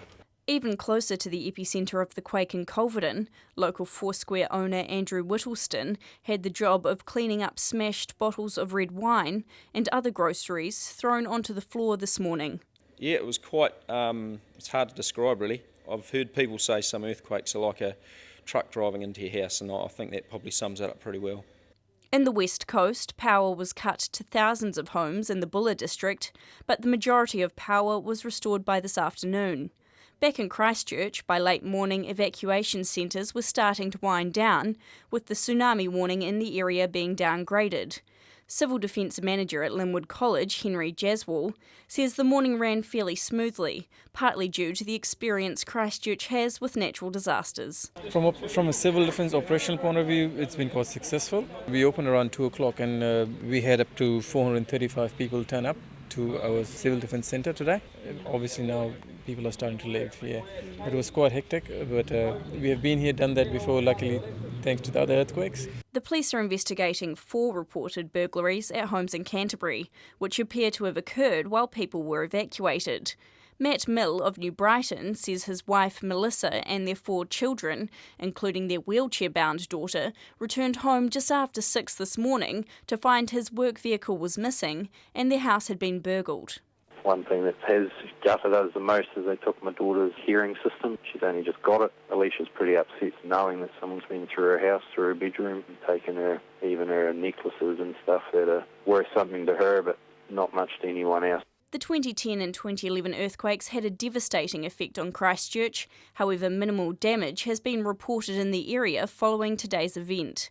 Christchurch City Councillor Yanni Johansson says it is up to Christchurch to pass on the lessons it has learned since 2010 to the communities worst affected by today's event. So there's things that we've learnt that we can offer, and I think today and the next few days and weeks our focus really needs to be on providing support to the others who are in a much worse situation than we're in, and recognising that when we needed the support from other people, we had a huge amount of generosity come our way.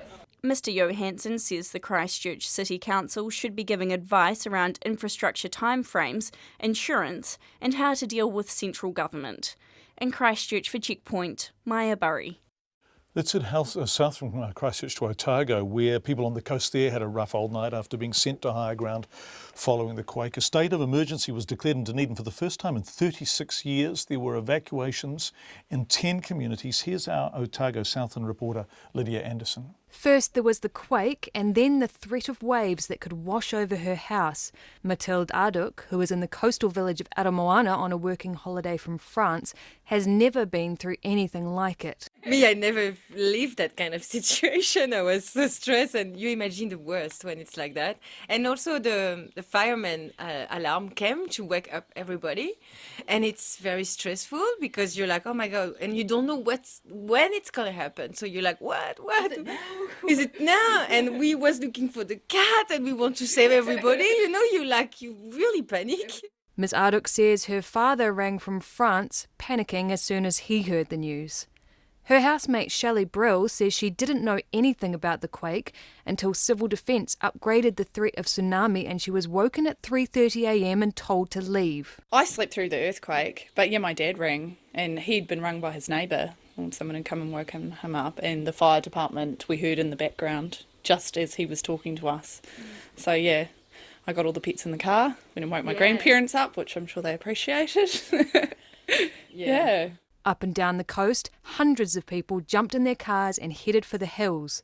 A Karatane shop worker, who only wanted to be known as Sharon, says many residents drove to a lookout above the town. Some were sleeping in their cars, and we just basically stayed there. We could actually see, I presume it was the Civil Defence, Fire Brigade and the police going around the different streets and obviously letting everyone know.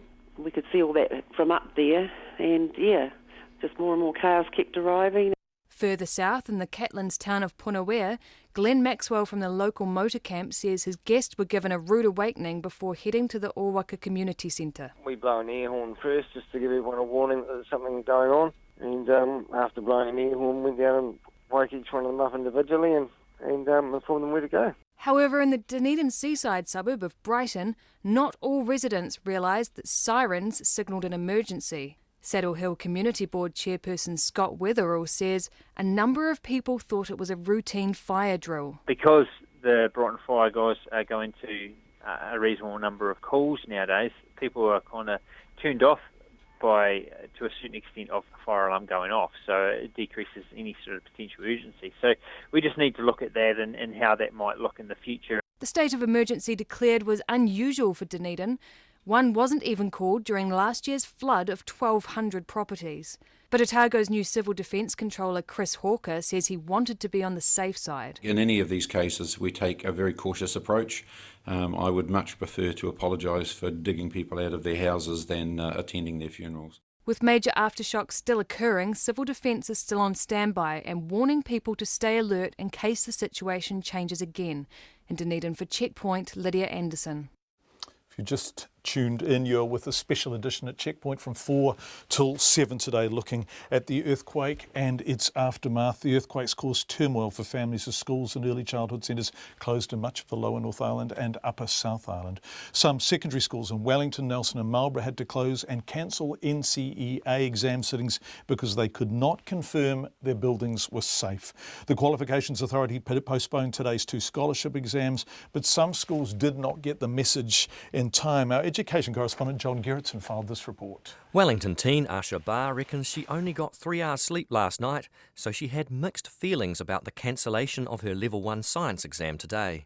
Really kind of upset at the start because I'd been studying 3-4 days straight for it, and I didn't do that well for my mocks, but then I got more information and I found out that they weren't going to take it just on the mocks. I mean, I'd much rather it be cancelled than me sitting in an exam room freaking out about aftershocks.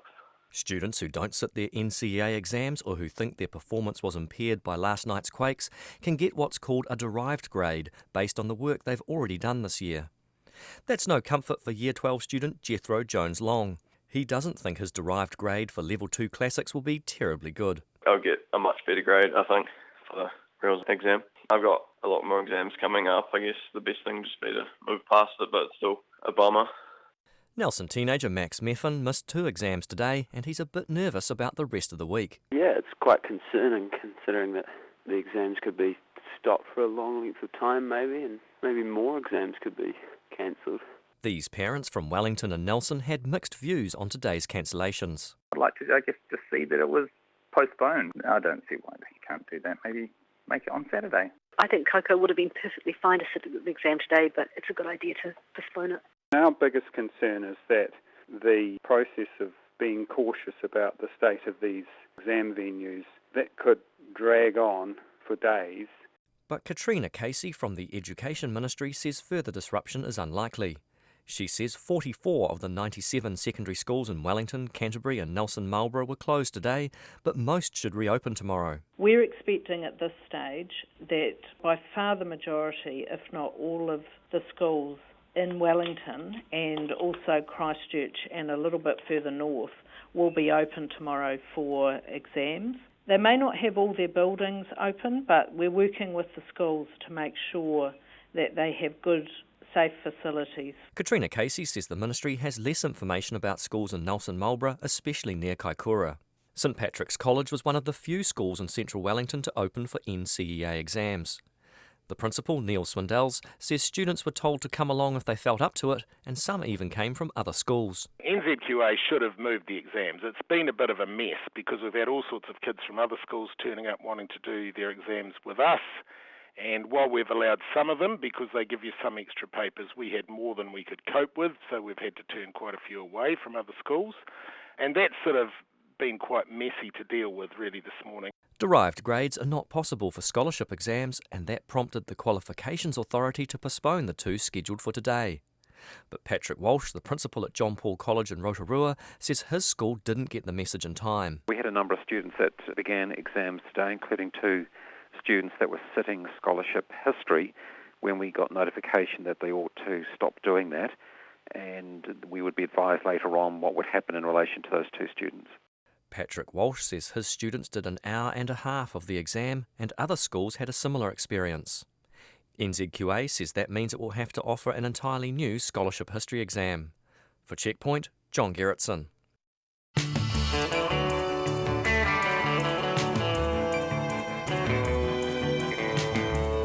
You're with Checkpoint. Thank you for being with us. A special edition of Checkpoint. Today we started earlier and we're going later. The earthquakes, the aftershocks continue in North Canterbury. I'm just looking at the GeoNet site. 3.5 at 5:25, 3.8 at 5:22, 3.2 at 5:18, 3.9 at 5:15. If you are there, you will be feeling them, and our thoughts are with you. The Kiwi rail line between Picton and Christchurch is under rubble in some parts and unusable for quite some time. Earlier today, inter-island ferry services were stopped, delayed. We'll check on the status of those in about 30 seconds.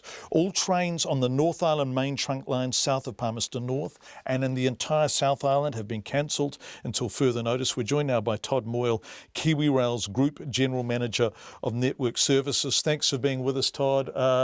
What an awful day. It has. It's been a busy day, John. Right. Can we talk about the Inter-Islander? When will your ferry services be going again as per normal? Look, we're intending getting services operating this evening. It was subject to getting the port facilities at both ends, confirming there. That's looking positive. We've got confirmation that Picton is back up and running now. We don't have the passenger facilities on shore, but we can get people on and off the ferry, which is the main component there. And we're expecting authorisation for the Wellington ferry terminal any time now. So we're hoping later on, probably about 8:30 this afternoon for a first sailing. Okay, so that's ferries will be back again this evening. Can we talk about the North Island, because that looks like a much easier problem for you to solve. The main trunk line south of Palmerston North was closed. When do you expect that your inspections will be finished and that will be reopened? Look, they're coming to a conclusion pretty much as we speak, so I'm expecting any time now to confirm that from Palmerston down through to Waikanae is open and fit for operation. And then we just need to complete the assessment of the repairs to the Wellington Metro. We had a bit of damage to the overhead traction system there that we've been working through repairs today. Most of those are nearing completion. We'll do that through the balance of the evening and run some test trains later on tonight just to make sure we're all fit for purpose tomorrow morning. So your expectation is that it will be business as usual from tomorrow morning onwards? Yeah, there's only one area that's still a little bit of a concern, which was a pedestrian overbridge at Ava, just in the Hutt Valley there, yeah. And that had suffered quite a bit of damage, so we've got to do some temporary shoring up of that bridge, but we're reasonably confident that we'll get that. That'll be about the only thing we can see at the moment that will stop those services tomorrow morning. Okay, so you've sorted ferries, you are sorting trains in the North Island, but trains in the South Island, particularly that wonderful route between Picton and Christchurch, they are broke, aren't they? Look, it is. We've sustained a significant amount of damage between Christchurch and Picton, and we spent a lot of time today just trying to assess that damage, and we've done a number of got people into various bits of the network, and we've actually flown the route from Christchurch to Blenheim and back again. So we've got a pretty good stock take of the issues. Now I think it's nutting out a plan to resolve those issues and seeing what that's going to take. Issues rather underplays it. I mean, we're looking at pictures. There have been massive slips, right? The line is covered with debris in places. Tunnels are blocked. It looks like some giant grumpy creature just lifted the track up and tossed it in some parts near Kaikoura. It's going to be weeks, isn't it, before you're going to have trains running along there again?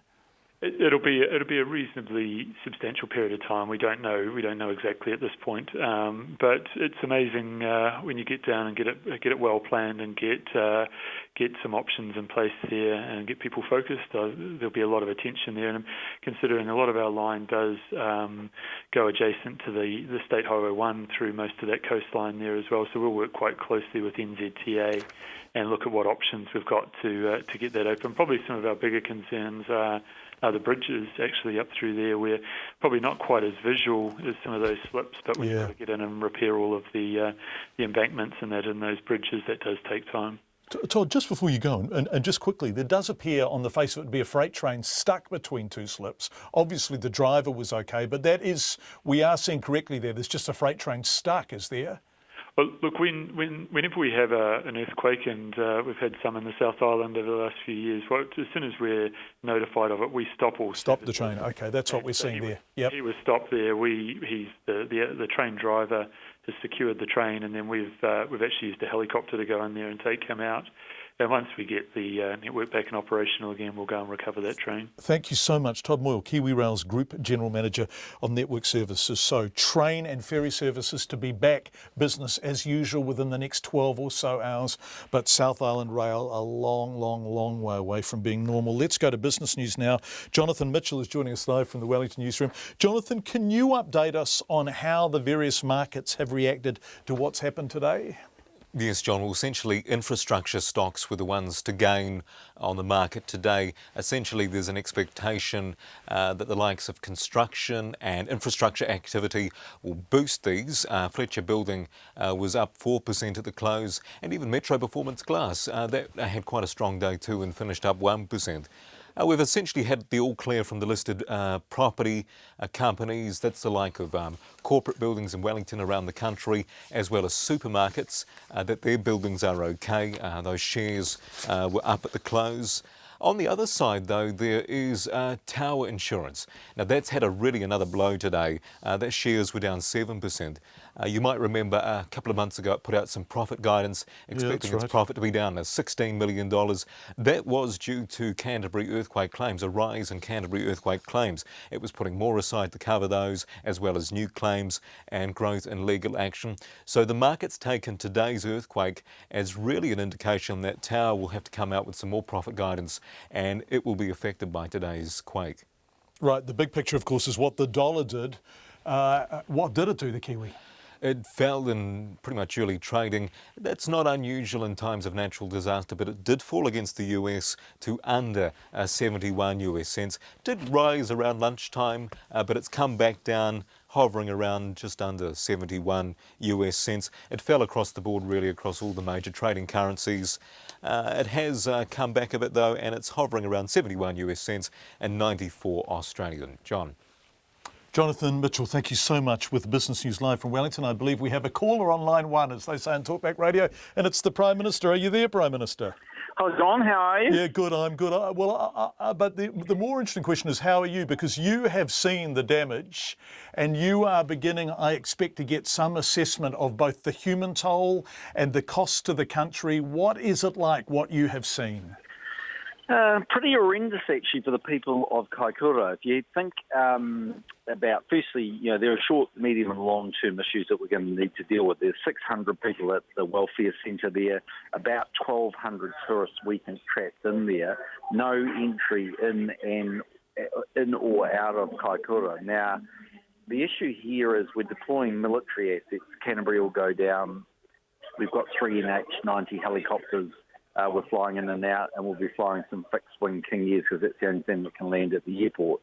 So we can probably get some people out, but the issue here outside of the short-term things, food and water and chemical toilets and the likes, is that the roading and rail issues north and south on State Highway 1 are horrendous. I mean, if you sort of turn your mind back to the Manawatu Gorge, I'd say it's the Manawatu Gorge plus some, and I saw at least 6 of that size north of Kaikoura. So it's a massive clean-up job. It's a massive clean-up job, and of course Kaikoura is so busy over summer with tourists coming for all sorts of reasons, including the whale watching. Yep. It's also the main route, really actually the only viable route between Picton and Christchurch. So this is a disaster, and do you have any assessment from your officials yet as to how long it will be before State Highway 1 is open and working again? Because the aerial pictures we're seeing suggest really serious damage in some parts. Oh, it's really serious. It took a long time for the Manawatu Gorge. And if you think about, we're looking at one major slip. Well, the road, you cannot see the road. So it's like the side of the mountain has engulfed the road. It's completely gone. And it's not just the hundreds of cubic metres of debris that would be on the road. It's the thousands that are above that. Literally an entire side of a cliff has either come down or wants to come down on the road, and that's just on one part of it. And you trace that the whole way along through the train tracks and the roads. I mean, we have spent, as a country broadly, $45 billion on Christchurch. Now, that was the built-up area of Christchurch, obviously, and retiring a lot of land. But it's very hard to believe with the level of infrastructure and all the other issues that we're facing, the bill is going to be less than a couple of billion. I might be wrong, but it doesn't feel like that to me. As you were speaking, I was looking at precisely what you were talking about, the picture.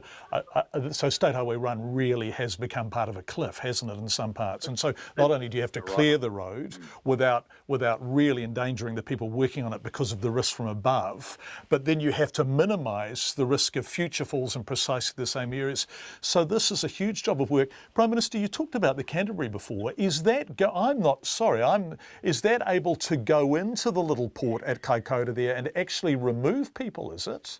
Well, that's what they're saying. They could use it as a sort of roll-on, roll-off ferry. I mean, firstly, we want to send her down with a bunch of sort of, everything from chemical toilets to provisions that are needed. Now, we can fly things in, but not the volume we need. Can't road them in easily. And so we're going to send her down. That's really about, it's 20 hours of sailing and the lights, but realistically, by the time she's going very soon, so it'll be a couple of days. And they'll be running these shuttles really on the NH90 with people and provisions. But as we know from Christchurch, the first issue here around places like the welfare centre is that not only are people physically exhausted, but you give them a few days of aftershocks and the like, and they get mentally exhausted. So they need more people to support them, to be blunt.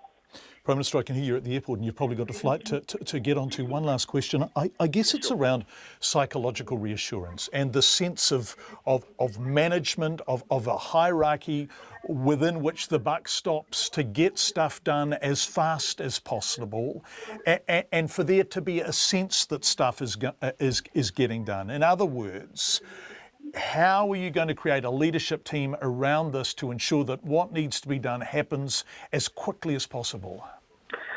Well, at the moment, you've got some very good and very well-meaning people, so I don't want to take anything away from that. But just talking to Jerry when we landed in Wellington, I think both of us would agree that the size of the task here in this Kaikoura, probably Hamner area, because we didn't get to see Hamner, is so significant that I don't think it would be fair or reasonable just to leave it to the local people. I think there's just too much to get done. There's too many moving parts here. So I think we are going to have to think about exactly who we're putting in there. At the moment, very temporarily, extra police and the likes have been dispatched. But because of the sort of medium-term nature of this, I would have thought you're going to need more people to really make sure that every request is met. Because again, you'll remember Christchurch well. You covered it extensively. There's the short-term issues, but very, very quickly, people's emotions and get frayed, and people get very frustrated, and you can't help but blame them for that. They're living through it, and there's no novelty, but so much that it's a new thing. It wears off pretty quickly, and people want support, so we need to give them that. So you've got an earthquake recovery minister. Well, is that a precedent for something you might do in this situation? Might you take someone from cabinet and put them in charge and say, look, the buck stops with you, sort it? If not a minister, although that's always a possibility, I think we need to think that through. There's just going to have to be a senior person that people can go to and say, okay, we need this, we need this, we need this, and we need it now. But yeah, someone's going to have to sit there. We're certainly going to have to get Simon Bridges as Transport Minister, and we're certainly going to have to get Bill, I think, down there as Minister of Finance just to have a quick look, and Jerry will be back. I'll obviously be back at some point. But the point here is just that this is literally blocked off, and it's not a quick fix. So the inland road will be their best option very short term. But as you pointed out, I think we're going to have to go away and think a little bit about the businesses there. I mean, their whole livelihood really is based on tourism. Yeah. And at the very minimum, that's going to be heavily reduced for the next few months, I would have thought. Prime Minister John Key joining us from the airport. Thank you so much, Prime Minister. We appreciate your time. We have another politician with extraordinary experience of what it's like after an earthquake, when you want the world to be okay again, and it is simply not. And that is Leanne Dalzell, who is joining us. Leanne, are you there? Yes, I am. A Labour MP, of course, formerly in Christchurch during the earthquakes, and now second-term mayor of Christchurch. And I want to begin by reflecting on how well Christchurch has done. And I don't think any of us can take that for granted. This was a 7.5, not far away. It was a nasty, rolling brute of an earthquake, series of earthquakes, and your city, it seems on the face of it, setting aside the psychological cost of yet more big earthquakes, has done pretty well, hasn't it? Yes, and I think that the distance that separated us from the epicentre this time has really stood us in good stead, and in many respects it's more like the September earthquake in that there was that separation from the central city, which of course wasn't there when we had the epicentre right under the city. But there was a huge difference between the September, the shaking, the violent shaking awake on September 4 and what we had last night. I mean, I was asleep when it happened, and it was, somebody's described it as like being on a ship, or on a boat. It was that, sort of almost nauseous feeling of that rocking and rolling, and so it wasn't the same. And I think it's because it was so far away. In fact, my first thought was that the Alpine fault had gone. Yeah, which is just a terrifying thought. Can we? You remember, and I remember, and everyone in Christchurch remembers the uncertainty, the terrible uncertainty, the street meetings in Bexley, the people desperate to know what was going to happen. What is the one thing you would say to the government needs to happen now in terms of people having some sense? And of course, this is a huge tidy up, as John Key was just saying, and there is a lot of work to be done. But the idea of psychological certainty, what do people most want now in the areas hardest hit? Information. So this is, it's absolutely a necessity to be completely open with people, and that means that if there are going to be challenging issues, and we've just heard the Prime Minister talk about the challenges of an area dependent on tourism and having the main route cut off the way that it has been, just completely upfront in the way that he was. and an absolute commitment to work with those communities to find solutions and engage them in that process of recovery. I think that's vital. Obviously, Christchurch is opening up its arms to the people affected. We're saying, come to us. I went to Kaikoura after the earthquakes about a week or so afterwards. So, we want to make that offer back. Anything we can do to help. We've got, over 1,000 portaloos on their way to Kaikoura. So we're going to do everything that we can to help them, and I'm sure that the government will do the same. Leanne Dalzell, who has lived through it, lost her home and has a real first-hand experience of what it is like to live in a community after an earthquake. When the Christchurch and Canterbury earthquakes hit in 2010 and 2011, Mark Quigley was the University of Canterbury's Associate Professor in Active Tectonics and Geomorphology. He's now at the University of Melbourne, but the man who was perhaps the most often seen scientific commentator on what was happening beneath Canterbury knows the plates under the South Island so well. What's happening here, I asked him. So this particular event is an offshore. Looks like it's got an offshore earthquake trace. So this is something that we haven't mapped in a lot of detail. Although there's been some seismic reflection surveys done offshore in this area that have probably imaged parts of this fault. This is a whopper. A magnitude 7.8 earthquake. We're looking at something that's over 200 kilometers long, something that's slipping 4 meters or more in the largest amount of slip area, and a really big long earthquake as a result. So quite a scary thing to be involved in. And way, way bigger than the September 2010 or February 2011 quakes. Yeah, by magnitude. So remember, every time you go up 1 point magnitude, you're releasing 32 times energy, and the seismic waves are roughly 10 times as high. So there would have been big rolling waves sent out from this earthquake all the way around. A lot of that sort of real hot, intense, high-frequency energy that we felt in Christchurch after the February earthquake would have dissipated before it actually got to Christchurch, so the earthquake would have felt quite differently. But because it's deeper and it's a much bigger fault, the shaking would have lasted a lot longer. And I'm just looking at some of the data at the moment, and the energy was released over a period of going up to almost 120 seconds. So we're talking about 2 minutes of energy release while this fault is rupturing. And that's what people are describing, and that is new and once again in a different magnitude from what we've previously experienced. Yeah, so I think some of the key elements here are going to be that, yes, there's probably going to be some liquefaction along the coast. Yes, there's certainly going to be some rockfalls, particularly, rockfalls and landslides, particularly along the east coast up in the northern area, around Blenheim and around Kaikoura and all those sort of coastal areas there. I'd expect, liquefaction places like, coastal areas and things like that where the sediments are susceptible.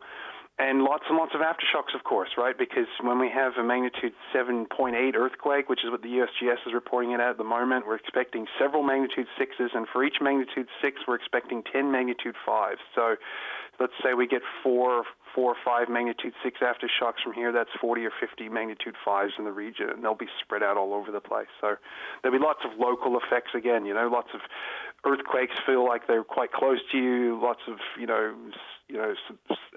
secondary rockfalls and things like that. So it's quite a big event seismologically for the South Island. And a psychologically difficult event to cope with because the aftershocks are just coming thick and fast. And as you say, they are big aftershocks.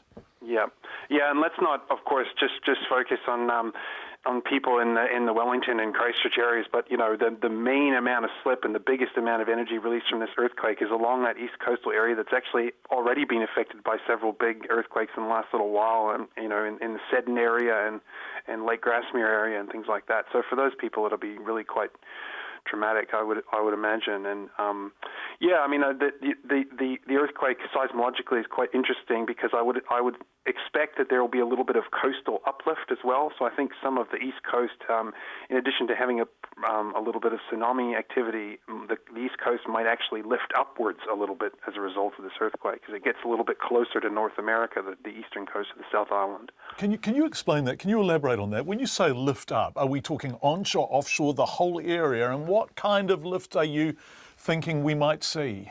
Well, so this is an earthquake. We would call this an oblique reverse fault earthquake, and so the fault, the top of the fault likely resides just off the east coast of the northern South Island, but the fault dips back in underneath and beneath the northern part of the South Island. And because of the way that the fault is oriented, it's sort of striking northeast-southwest. It's being squeezed as a result of the plate boundary. So it's kind of, a crude definition of the plate boundary between the Pacific and the Australian plates. And so the northern South Island, which a lot of it resides on what we would refer to as the Australian plate, is being squeezed and pushed up over this. The main fault is the Hope Fault. That's the biggest fault that runs through that area, but this thing's slightly oblique to that. The Hope Fault's primarily strike-slip. It moves side to side, whereas this thing's oriented in such a way that the rocks are being squeezed and pushed up over top of each other. So as a result of that, the northern part of the South Island will actually move up relative to the offshore area, and that's what would have caused the tsunami. This earthquake was extraordinary. Mark Quigley talking from Melbourne. A Kaikoura man has gone to amazing lengths to be reunited with his family. Kevin Ken works at the head of Lake Wanaka. He made a 15-hour mercy dash to be with his wife, daughter and 94-year-old blind father in Kaikoura straight after the midnight quake hit. He spoke to our reporter Phil Pennington. Well, my wife rang me at 2 o'clock this morning, my daughter, and they said it was totaled. So I rang the boss. He picked me up in the tractor and brought me across the river, and I jumped in my truck and I just kept coming until I couldn't get any further.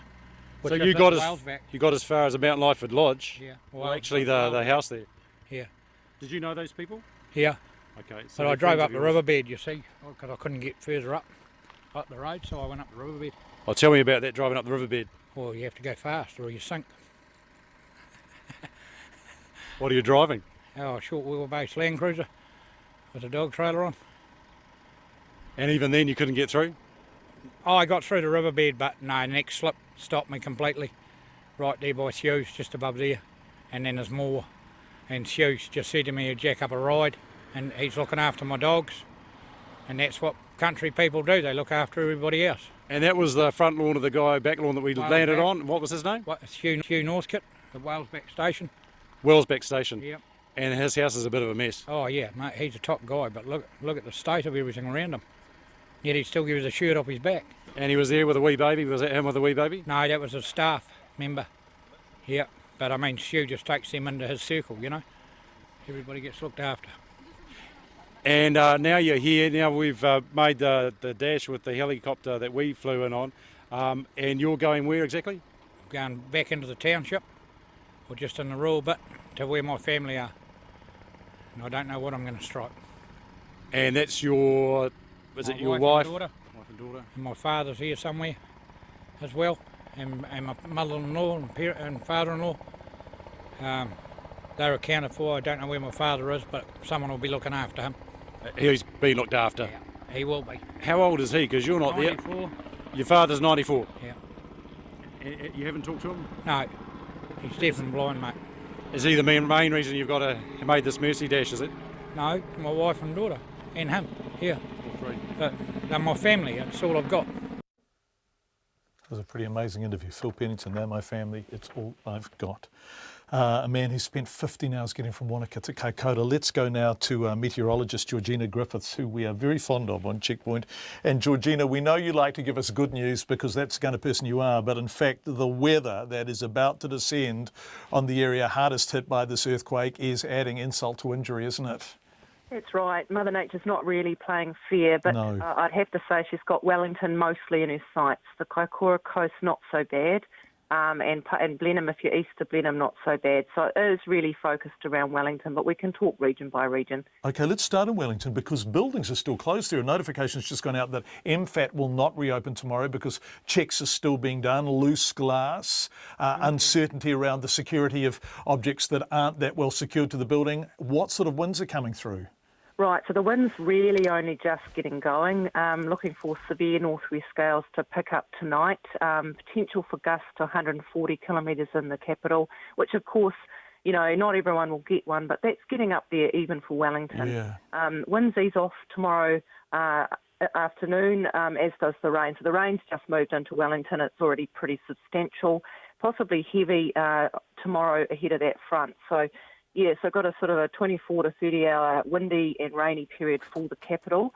And of course, it's all about that those unsecure things with that wind coming. Yeah, so some absolutely common sense is required. If you look up and it looks loose, don't stand beneath it, right? End of story.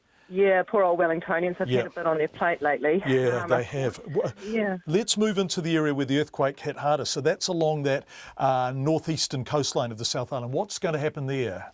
Pretty good on the rain front. Good. So a few spots of rain. I mean, it's sort of patchy in Blenheim at the moment. It's heavier west. As soon as you get into the Richmond Ranges and into Nelson, of course, it's raining hard and there's warnings in place for those ranges. But, you know, from a Blenheim point of view, the rain will get heavier. East of Blenheim, just a few spots, and down that Kaikoura coast, just a few spots. Maybe a period of scattered rain, lighter stuff overnight, but a mostly fine and fairly warm day tomorrow. So rain's not really the problem there, of course. The heavy rain in the ranges, John, may produce problems with river run, but from on the ground and, you know, the people at their own houses along that coast, it's more about the fact they could get a pretty windy overnight period and into tomorrow morning. I think for Kaikoura and Marlborough, the gusts have potential to reach 140, but a lot less widespread, pretty isolated gusts at that top end. Just a windy overnight period. And not so bad from a wind point of view either as compared to Wellington.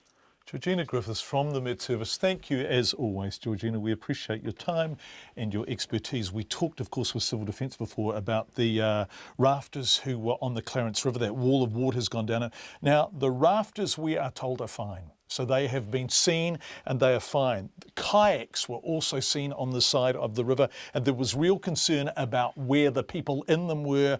We now believe they were pulled up onto the bank and the kayakers have headed to higher ground. Authorities still need to locate them, but real concerns for a few minutes there. There is confidence now that they have done the right thing and gotten away from the river. It's 6 o'clock. RNZ News at 6. Ngā mihi nui, good evening. Ko Katrina Batanaho. 16 rafters missing on the Clarence River north of Kaikoura have been accounted for, but there's concern for a group of 6 kayakers after a wall of water broke through a dam of debris. While their kayaks have been spotted, the kayakers appear to have headed for higher ground, and Civil Defence is still trying to contact them. It's just one of scores of emergency turnouts following this morning's 7.5 magnitude earthquake. Marlborough's head of Civil Defence, Richard McNamara, says by the time emergency services got on the scene, the dam was already starting to burst. The dam on the river, the earthen dam, was detected a while back. We had sent the machine back down to check it with an engineer, and by the time they got there, the dam was beginning to burst. As we understand it right now, there's 2 groups of rafters, both of which have been identified. There is some concern for some kayakers that were on the river. We're yet to make yet to make contact with them. Marlborough's head of Civil Defence, Richard McNamara. The Prime Minister has flown over the Kaikoura region and described the scene as just utter devastation. 2 people died in the 7.5 magnitude quake, one in Kaikoura, the other at Mount Lyford, inland from the tourist town. Mr Key says Kaikoura is locked off from the rest of the country, with slips blocking the highways north and south of the town. Civil Defence Force planes may be used, and the HMNZS Canterbury vessel is on its way. John Key says the damage from the quake is worse than he first thought. The slips here are horrendous, to put a final point on it, and you've got to believe it's in the billions of dollars to resolve these issues. They're huge slips. The Manawatu Gorge was a big slip in its own right. There's probably half a dozen of those sitting out there just to the north of Kaikoura. I'm not even sure how long it will actually take to move that level of rubble off the road, not to mention the damage to the railways here. The Prime Minister John Key. It's thought approximately 1,100 tourists are in the area and 600 people are at a welfare centre in the town. Kaikoura's Chief Fire Officer says the damage to roads in the region is the worst he's ever seen. Ian Walker says there's no power and no water in the town, and his priorities are now on cleaning up. He says people in their vehicles caught between slips will have to be rescued by air. On the state highway, there's just metres and metres of damage, and the roads are gone. You know, and it looks like that the seabed's actually come up. You know, even out here, it looks like it. Kaikoura's Chief Fire Officer Ian Walker. A doctor at Kaikoura Hospital says 6 seriously injured people have been airlifted to Christchurch, and the hospital is treating 15 others for minor injuries. Dr. Chris Henry says most patients have cuts and bruises and broken bones. He says a number of sick people who depend on oxygen have also come into the facility. Chris Henry says the main message now is to conserve water and take care with hygiene. Our main issue in the community is that we have a real problem with water at the moment, and we would very strongly urge everybody to preserve water as much as they possibly can. And the second thing that goes along with that is being very careful about hand hygiene, because the lack of water and sewage obviously is a bit of a recipe for infection outbreaks. So those are our 2 key messages. Dr. Chris Henry. The Education Ministry says nearly half of the secondary schools in the regions worst hit by today's earthquake stayed closed. The Ministry's Deputy Secretary, Katrina Casey, says 44 of the 97 secondary schools in Wellington, Canterbury and Nelson Marlborough regions were closed. She says most of them should reopen tomorrow. We're expecting at this stage that by far the majority, if not all of the schools in Wellington and also Christchurch and a little bit further north will be open tomorrow for exams. They may not have all their buildings open, but we're working with the schools to make sure that they have good, safe facilities. Katrina Casey says the ministry has less information about schools in the Nelson Marlborough region, especially near Kaikoura. Parts of inner city Wellington may remain off limits tomorrow as a result of this morning's earthquake. Emergency workers have spent the day assessing buildings in the capital, many of which have suffered broken windows and masonry. Winds of up to 140 kilometres an hour are forecast for the city tonight, and the City Council's Emergency Response Manager, Steve Cody, is warning Wellingtonians to stay at home. He says no state of emergency has been declared in the capital, but people may still not be able to access the inner city tomorrow. There are some parts of Featherston Street where there are buildings which have got broken windows. Now, obviously, depending on how the weather plays out tonight, some of those buildings may not be repaired, and we are looking to put some cordons in place to stop people from accessing those areas. The Wellington City Council's Emergency Response Manager, Steve Cody. In other news, Donald Trump says the wall that he's vowed to build along the US border with Mexico could, in some places, simply be a fence. But he's still vowing to deport as many as 3 million people after he takes the oath of office in January. Our US correspondent Simon Marks reports. Donald Trump told the CBS programme 60 Minutes he is determined to build the wall with Mexico, but the barrier doesn't have to be entirely made of bricks and mortar. Would you accept a fence? For certain areas I would, but certain areas the wall is more appropriate. I'm very good at this. This is called construction. He also said as many as 3 million people currently living illegally in the US will be deported, though top Republicans on Capitol Hill insist there are no plans to create a deportation force. US lawyers say they are overwhelmed with calls from people frightened that they may be ordered out. Simon Marks reporting from Washington. A longtime friend of the acclaimed photographer Marty Friedlander, who died today, has described her as a great force of nature. In a career spanning more than 40 years, she chronicled the changing nature of post-war New Zealand with her photographs. For 25 of those years, she was represented by Kathleen Fogarty from FHE Gallery in Auckland. She says it was a pleasure and a privilege to have worked with Marty Friedlander, who was an inspirational person. The convictions of her belief in the fundamental good of people really shine through, and I think that is why so many people, not just here in New Zealand but internationally, have come to see Marty's images. They have such a huge resonance. Kathleen Fogarty, director of FHE Gallery, talking about Marty Friedlander, who died today, aged 88. That's the news.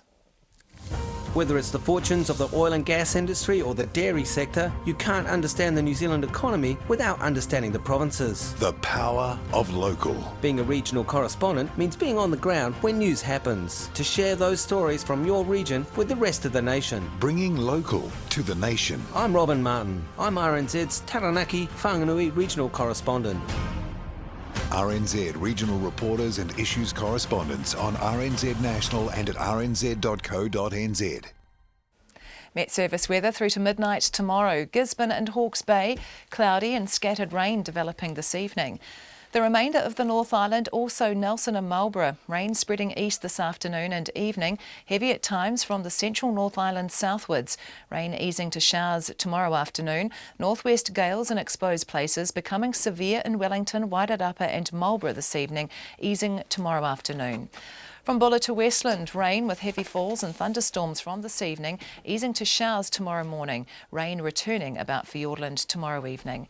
Canterbury, a few spots of rain today, mainly fine tomorrow, but a few showers south of Christchurch later.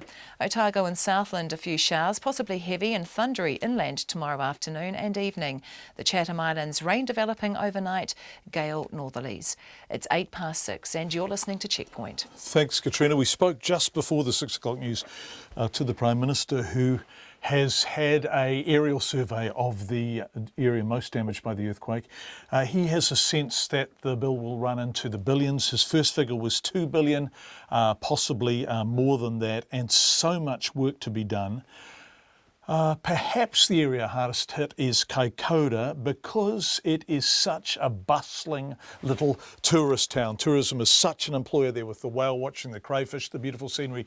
But in order for the tourists to be an employer, they've got to get there, and the town is simply cut off. And the scale of the damage to State Highway 1 all along that coastline is really, really big. Let's go to Phil Pennington, who was at Kaikoura. Phil, we talked before about the damage that you have seen. I guess the question is now, is anyone taking stock about how long it will take to repair the damage and get that road up and running again? Yes, well, good evening, John. I think they will be. I think what we have here is we have relief that the toll was low, that the injury toll was low. We have resilience. We're seeing that up in Lyford, Mount Lyford Lodge, where we talked to the owner, Jenny. She said she will stay, she will make that place work, even though while we were there was a huge aftershock that was very scary, followed by a loud bang. I think we are going to see trepidation about what this means economically for this town some way down the track. We were along at the aerodrome where the helicopter landed us earlier today. The whale watch centre there was empty. The plate glass was broken and there was no one around. 2 tourists bewildered in the parking lot. The town itself, we are down on the beach, still very different from last night, I think. But the town is quite odd because you've got hundreds of people, possibly thousands, up on Hospital Park outside the medical centre, mostly tourists. You've got Fritz camper vans, you've got cars parked all over the park, and of course the authorities are letting them do that for now. But down, if you could just drop down the back of that hill, you come to the main road.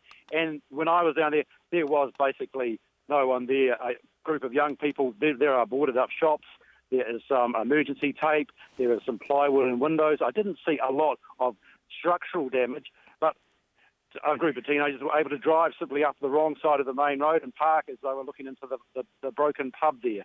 So that main road deserted, whereas up on the high ground, where there are no shops, there's a medical centre, a lot of people, but a lot of them are bewildered tourists. And I think this town is still in that phase of, we need to look after these people, we need to look after each other, and they won't be counting the cost until sometime down the track.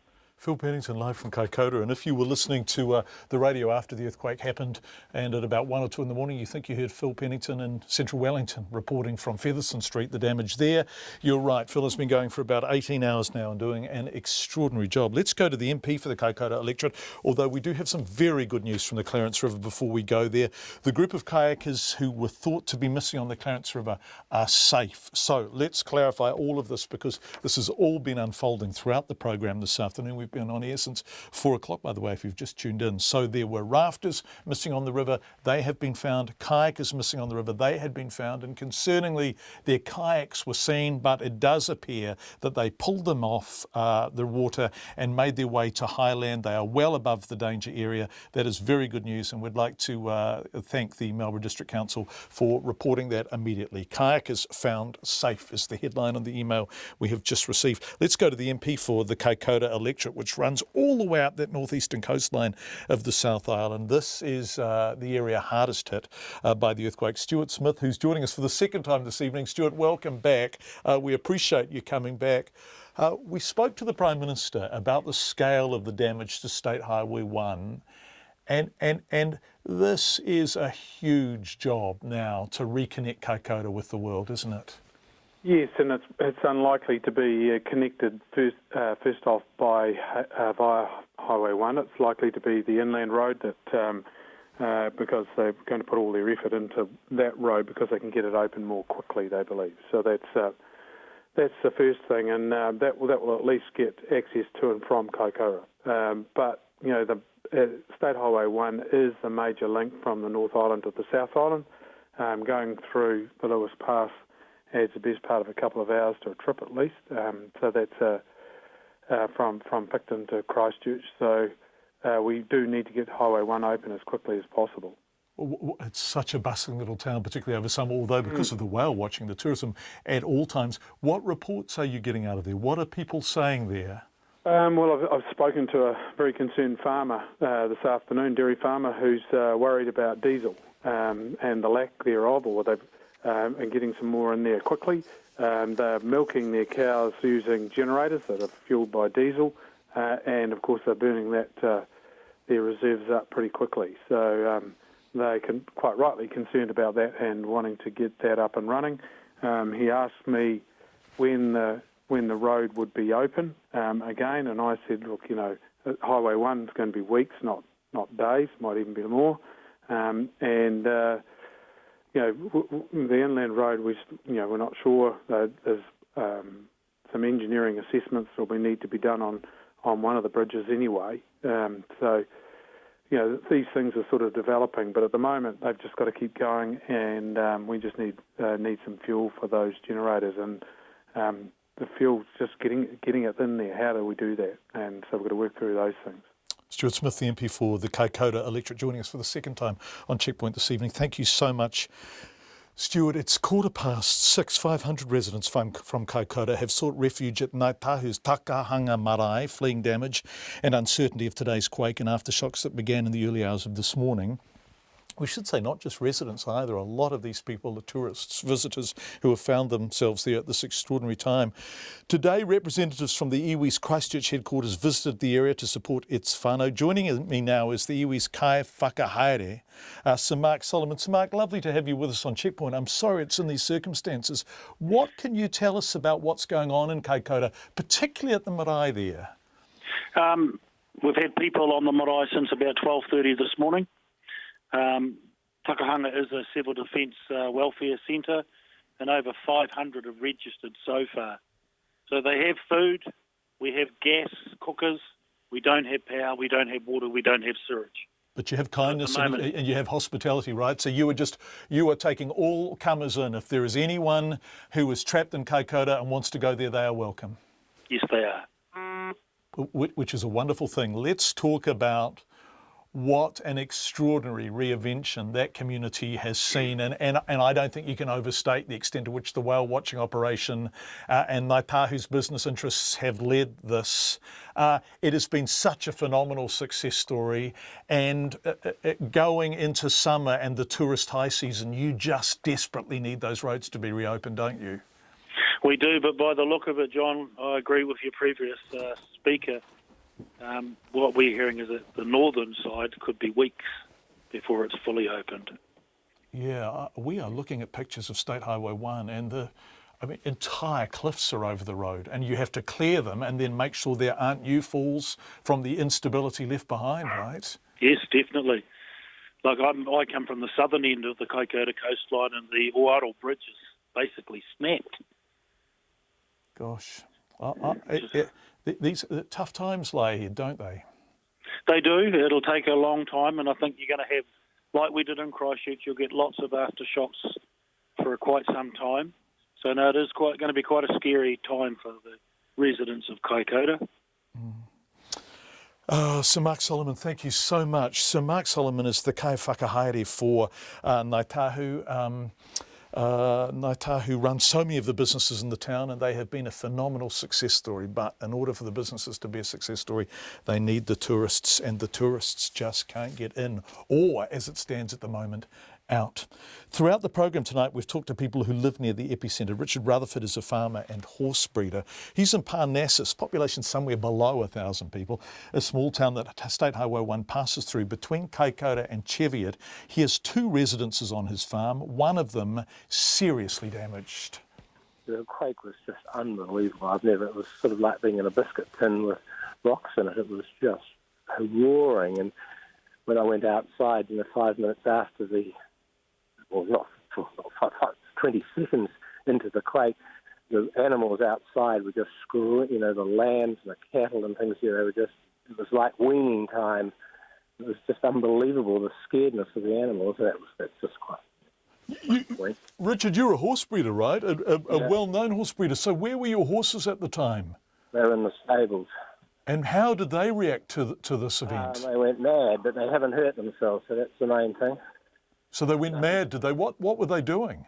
Oh, just shaking and winning out, and they were frightened. They were just spinning around in their stables, and it was very, very frightening for them to shut in. And the ones that were outside were equally as traumatised. And I heard quite a few people in Cheviot, cattle jumped the fence and all loose on the roads and things. So, it was a very traumatic event. Yeah, absolutely terrifying. Sadly... And I've been out on the coast. My property runs from the main road to the coast. It's about 12, 14 k's out, and the sea coast is just decimated. So what are you talking about there? Are there dwellings along that part of the coastline? No, cliffs, the big high cliffs, the 300-foot high cliffs, and they're all just filled in the gullies and the guts and things. I've never seen anything like it. What, just collapses and subsidence and whole chunks of earth giving away? Yeah, and it's filled sort of along that. It's quite a broken coast. There's lots of broken sort of, I suppose you'd call them ravines, and they're just full of the cliff faces just collapsed into them and out onto the beach. You couldn't believe it till you saw it. And you, of course, have become sadly relatively familiar with earthquakes there because you had Christchurch to the south and Seddon to the north, but this is in a different league from anything you've previously experienced, is it? I didn't experience. My wife had a dreadful experience in Christchurch. She was in the earthquake in Christchurch, and it was horrific. It was different. The G-forces were just completely different to this. But this was frightening in a different way. Richard Rutherford, who is a landowner and horse breeder who lives in Parnassus. The EQC says it has enough staff and money in the kitty to respond to the latest earthquakes, despite having still work to do on Christchurch. Chief Executive Ian Simpson says it will be some time before the Commission assesses the impact of the latest quakes on its resources. Our reporter Edward Gay spoke to Mr Simpson a short time ago. Christchurch, that's 5 years on. Will this take another 5 years, do you think?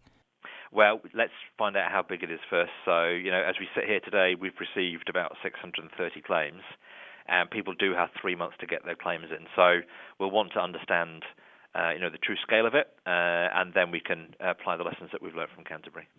Safe to say, though, that 630 claims, that's very early days, isn't it? That's right. It's just the first few hours for those that had internet access to get the claim in. And to be honest, we'd stress to people there is no rush.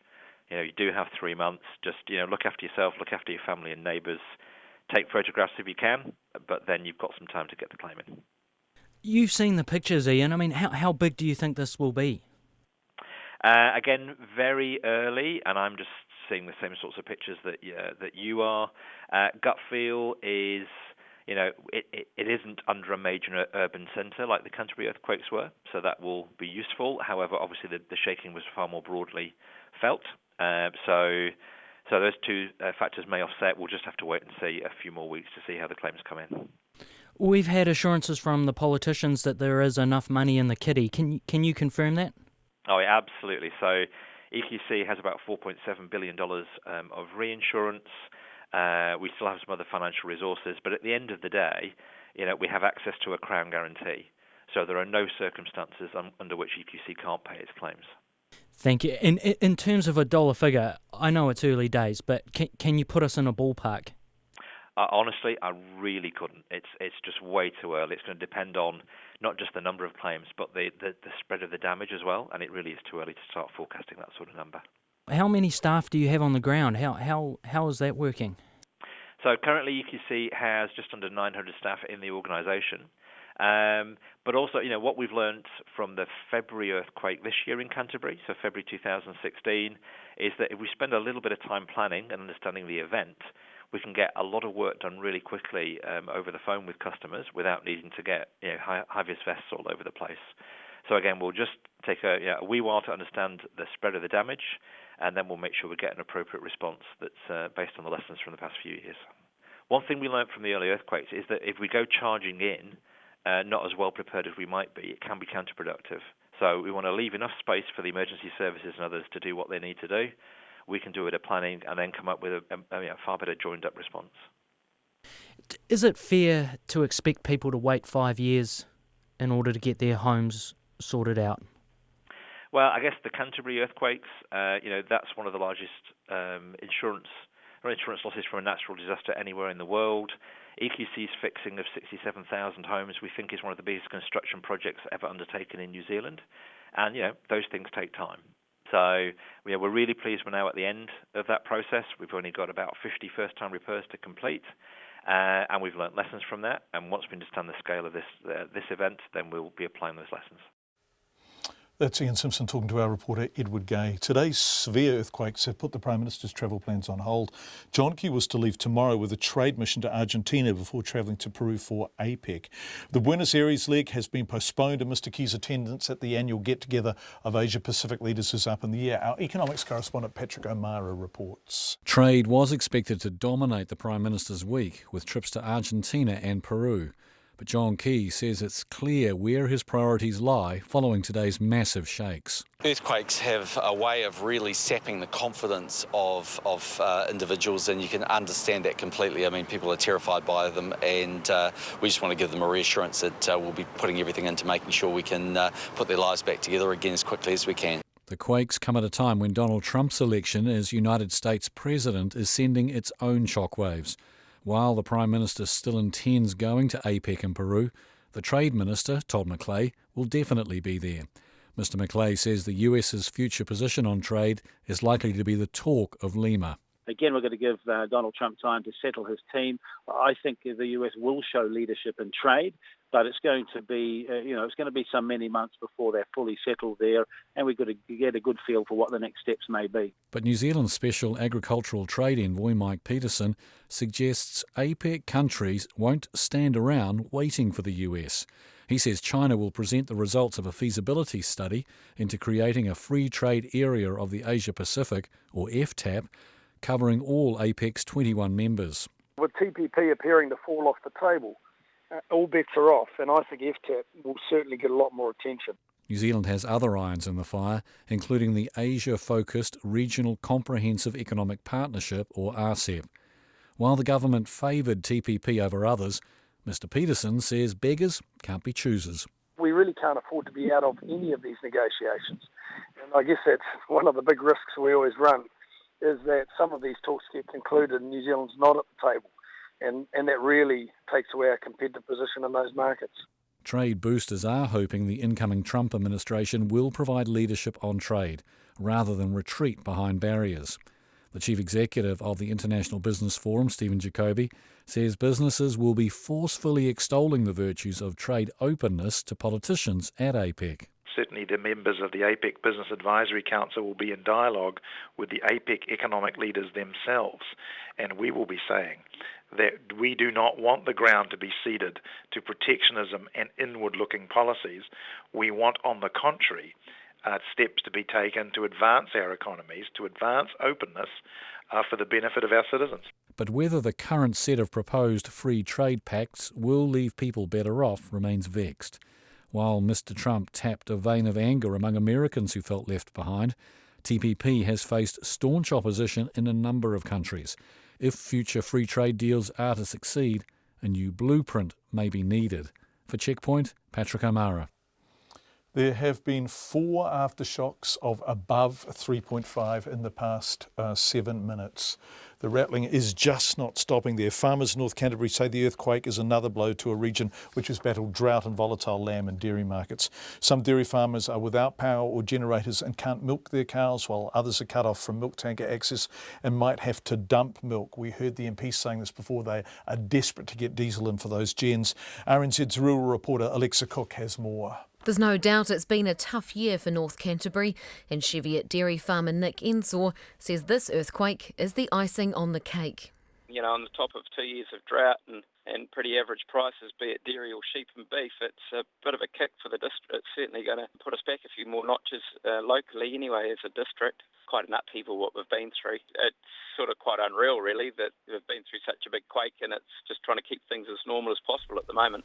Nick Ensor says they've milked the cows using generators, but the milk can only stay in the vat for 24 hours. Fingers crossed that we can get our milk picked up. If not, it'll get dumped, and we can carry on generators for probably 2 to 3 days max, and then we'll run out of water. So we'll just have to readdress things then. But at the moment, we're just sort of focusing on the now, probably not focusing too much on the next couple of days. Dairy NZ's General Manager for Regional Teams, Andrew Reid, says a number of farms are having trouble. So we're looking at about 120 farmers within the Culverden, Cheviot and Kaikoura region. So that's basically the North Canterbury dairy farmers that are affected within that region. And how are they affected? Probably the biggest concern at the moment is power outages. So most of the farms that we've been in touch with down in that region today have been affected by some degree of power outage, but also access to farms has become an issue as well, with some of the road closures affecting tanker pickups and milk collection. Andrew Reid says it's really important that people in rural areas check on their neighbours because many are without phones, reception or internet.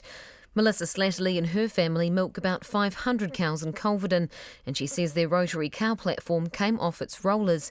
She says it's been a stressful day. Pretty hectic today. Justin's been busy organising getting the cows milked because our farm has no power, and we've been lucky enough to use the neighbour's cow shed who has a generator to milk our cows today, and hopefully we'll get a generator this afternoon so we can organise milking ourselves. Have the cows been really stressed? Do you struggle to let their milk down? This morning at 12 o'clock after the big one, you could hear them all moaning, and yeah, they were rather stressed, as we were. We've milked them at least and just trying to keep their routine as much as normal as we can. Melissa Slatterly says they now have to work out with their neighbour whose milk is whose, and are hopeful that the tanker will pick it up this evening. For Checkpoint, Alexa Cook. Our reporter Alex Ashton is in Hamner, more on Hamner shortly, Hamner Springs. But he stopped at the pub in Murchison on the way, professional reasons only, of course, to speak to Hampton Hotel manager Lee Knowles. I was just on that point of sleep, and yeah, it started off quite a wee. Well, it was rough enough, and then it just got. I thought it's come to an end, and then it got really fierce. So I got tried to get out of bed and pick up the clothes that I'd taken off. My daughter-in-law has just moved over from Perth to work for me, and she was over the road with her wee children, and so I knew I had to get over there, but I couldn't actually get dressed. I was falling over. Because it was moved, the ground was moving that much? Yeah, it was a big wooden building, so it was fair rocking around. So then, how were they? Because from Perth they wouldn't have felt many, would they? No, she was standing in the middle of the road by the time I got over there with her little 5.5-year-olds. So, yeah. So we stood in the middle of the road. We have rooms here, so I had 5 people in for the night. One was a foreign couple. They were downstairs before I was out of my flat. And the other couple were from Dargaville. They'd never felt an earthquake either, or not a big one. So they were pretty upset. Everyone was out on the street. There were a lot of people out on the street. Yeah, from the town? Were people just kind of assembling? Yeah.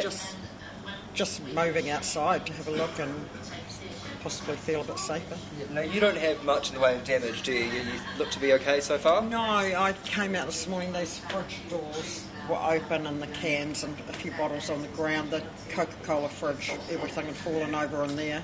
Yeah. I've got a few pictures off the cabinets and stuff, but nothing. I guess the thing for you, though, as we were talking before, is today is even with the shaking today. Even when we were just in before we started filming, there was a little shock and we had to run outside. How's that been for you? That's the worst part, is the aftershocks. The last aftershock we had was 6, so that's quite a big aftershock. That's the frightening thing, that we don't know when the next aftershock is going to hit. And lastly, being here, you would have felt the aftershocks from Canterbury over the last few years. You must just be getting a bit over it now. Yeah, but I've never felt anything like this. Never been in an earthquake this big.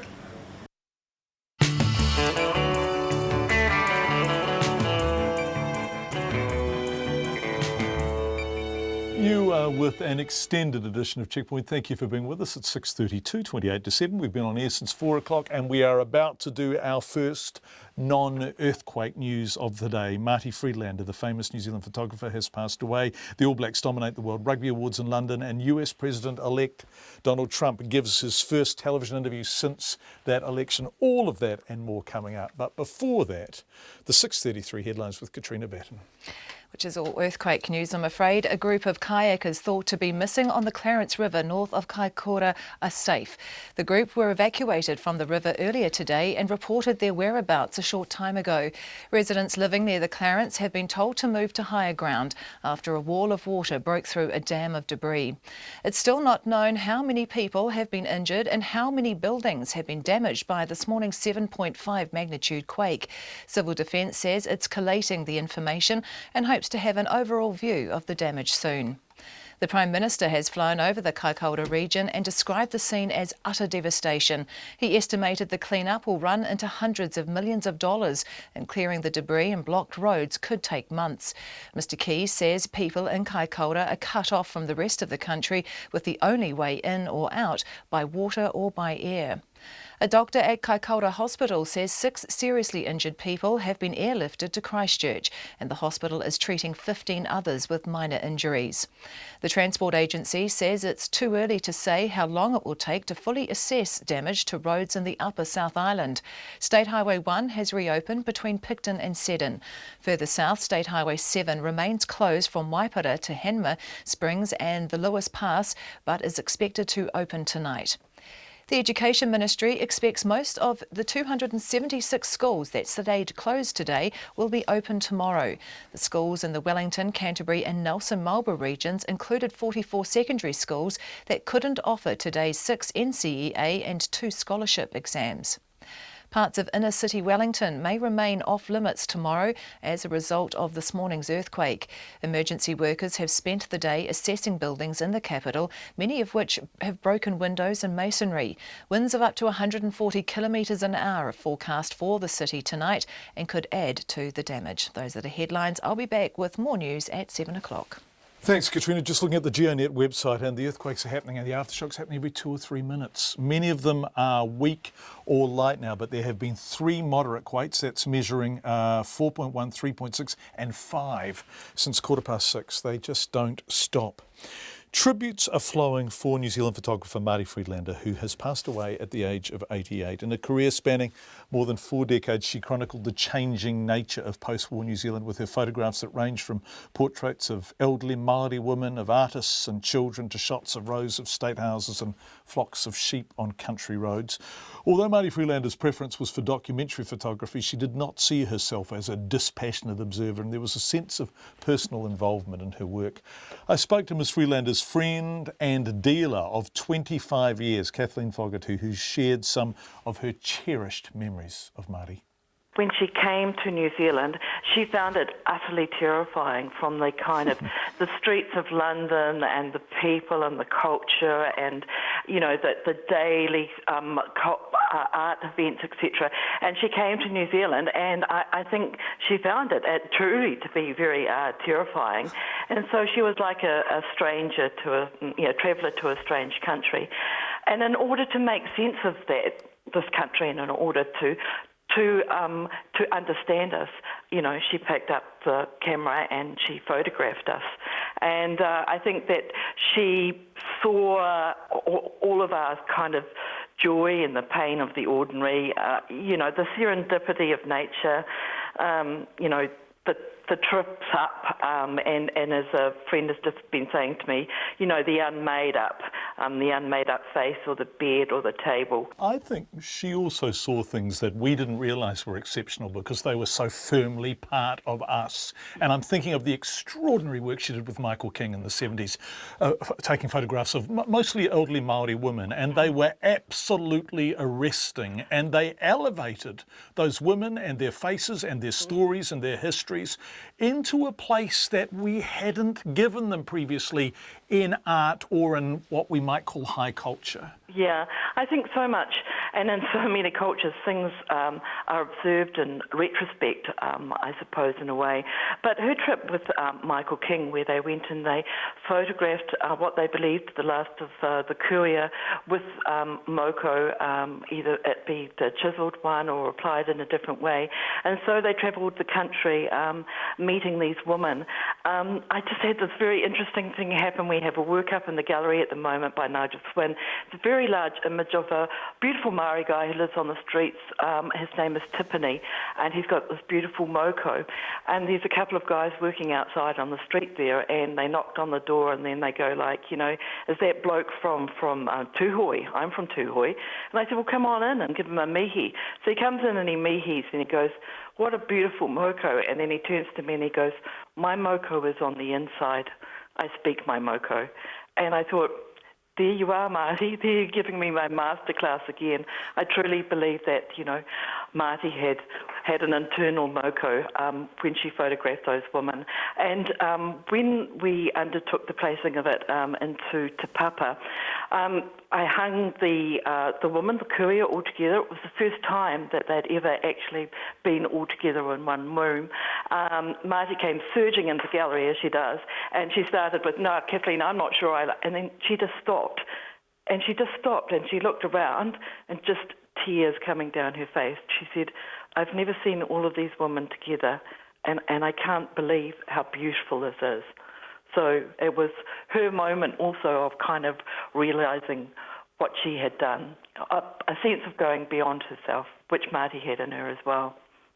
Yeah, absolutely. And I mean, I've got now, as you speak to me, I've just got some of her images up on the computer screen. And often when we think now of people we've loved and lost like Ralph Hōtiri, and we have a mental picture of Ralph, it's possibly a Marty Friedlander photo that we're seeing, for those of us who didn't meet Ralph. And when we think of Rita Angus, it's possibly a Marty Friedlander photo. And when we think of the shearers and the black singlets, the kind of chaps that used to be sort of quintessentially part of who we are, but have kind of disappeared from the frame. It's Marty Friedlander's images we're thinking of. What a gift to us. What a gift. Absolutely. Marty photographed Ralph Hōtiri over 28 years. Ralph was not someone who publicly spoke very much about his work at all, but those photographs, Ralph would give access to Marty at any time that she wanted to photograph him. Those photographs say so much about Ralph's work. And it was interesting, one of the last times that Ralph was still with us and Marty was photographing him at the Auckland City Art Gallery. And she was no shrinking violet, Marty. She was a great force of nature. And she's telling him to go here, there, everywhere, and she's climbing up the ladder and down the ladder. And afterwards I said to Ralph, wow, Ralph, you let her speak to you like that. And there's silence from Ralph, and then he looked at me and he said, because she gets it. And I thought, well, there's again a masterclass from Marty and a masterclass from Ralph, because she gets it. And on so many levels, just those few words just give you the whole essay, really. Kathleen Fogarty talking about her friend Marty Friedlander. Just as they have throughout the year on the field, with one exception, of course, the All Blacks have dominated the World Rugby Awards in London. The side has won Team of the Year, Beauden Barrett Men's Player of the Year, and Steve Hansen Coach of the Year, which he didn't win last year, of course, when they won the World Cup. The accolades came off the back of a record-breaking year in which they surpassed the record for most successive wins by a Tier 1 nation. Their 18-match winning streak only came to an end against Ireland and Chicago last week. Here's our sports editor, Stephen Hewson. The 25-year-old Hurricanes playmaker Beauden Barrett was given the task of filling the boots of last year's Player of the Year, former All Black Dan Carter. It's a job Barrett did admirably, despite a few wobbles with his goal-kicking at times. And he warns he has plenty of room for improvement. I still feel I've got a long way to go personally. I've got a lot to work on in my game, so I'm motivated and excited by that. I want to win another Super Rugby title, and I really want to play for as long as I can in the All Black jersey. Barrett says he's humbled by the award, in which he edged out 5 other international players, including Hurricanes and All Black teammate Dane Coles. Certainly something I don't expect, to be awarded or anything. It's even to have my name thrown in the mix with the talented players we saw nominated. It's a byproduct of a couple of great teams I've been a part of this year, the Hurricanes and the All Blacks. So I have to thank the coaches and the teammates around me because, without them I wouldn't be here. The All Blacks captain Kieran Reid says the Team of the Year award could easily have gone to any of the nominated sides. England unbeaten so far, and the Fijians with their first gold medal. So, I think from our point of view, it was a fun year. For me, it was just the guys really expressed themselves, I think, and it's all been going well so far. Steve Hansen headed off England coach Eddie Jones to win Coach of the Year for the 4th time. While Hansen, Reid and Barrett were accepting their awards in London, the bulk of the All Black squad remained in Dublin, preparing for this weekend's rematch against Ireland. Among them, prop Wyatt Crockett, who expressed the team's shock at learning of the earthquake back home. My wife sent me a weird text and got in touch with home, and family are all good, so thought to go out to everyone that's been affected by this. So, it seems to be right across the country. Everyone in the teams, our thoughts are with the people back home, that's for sure. The All Blacks are due to name their side for Sunday morning's rematch against Ireland on Thursday night. For Checkpoint, Stephen Hewson. Let's go to Washington now. President-elect Donald Trump is tapping Reince Priebus, the Republican National Committee's chairman, to join his new administration as Chief of Staff. Steve Bannon, the Trump campaign CEO and former head of the right-wing Breitbart News Network, will also be on the White House leadership team as the new chief strategist. In his first televised interview since winning the presidency, Trump has attempted to present a reasoned and nuanced face to policies that many Americans found abhorrent during the campaign. President-elect Trump told CBS journalist Leslie Stahl that he will deport or incarcerate 2 to 3 million immigrants in the country illegally who have criminal records. The BBC's Jeremy Cook reports. The president-elect, centre stage and centre of attention in America and beyond. Today, Donald Trump's focus has returned to America's southern border with Mexico. Illegal immigration, a centre point of his campaign, right from the very start. They're bringing drugs, they're bringing crime, they're rapists, and some, I assume, are good people. Candidate Trump promised action. We're gonna build the wall, folks. Don't worry about it. Now, the task of moving from campaign rhetoric to workable policy. Are you really going to build a wall? Yes. They're talking about a fence in the Republican Congress. Would you accept a fence? For certain areas I would, but certain areas the wall is more appropriate. I'm very good at this. It's called construction. But so part wall, fence will part be, fence? yeah, it could be. There could be some fencing. What about the pledge to deport millions and millions of undocumented immigrants? What we are going to do is get the people that are criminal and have criminal records, gang members, drug dealers.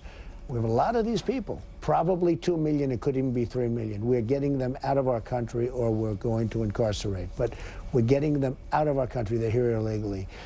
After the border is secured and after everything gets normalized, we're going to make a determination on the people that you're talking about, who are terrific people. They're terrific people. But we're going to make a determination at that. But before we make that determination, Leslie, it's very important. We want to secure our border. Reince is a superstar. Donald Trump is moving to reward those who supported his campaign. His victory speech praised the chairman of the Republican National Committee, Reince Priebus. Ladies and gentlemen, the next president of the United States. Now he's named him White House Chief of Staff. Trump transition team member Newt Gingrich. The Trump team knows there is pressure for compromise, but his key political allies are urging him to stay on message, to take on the Washington establishment.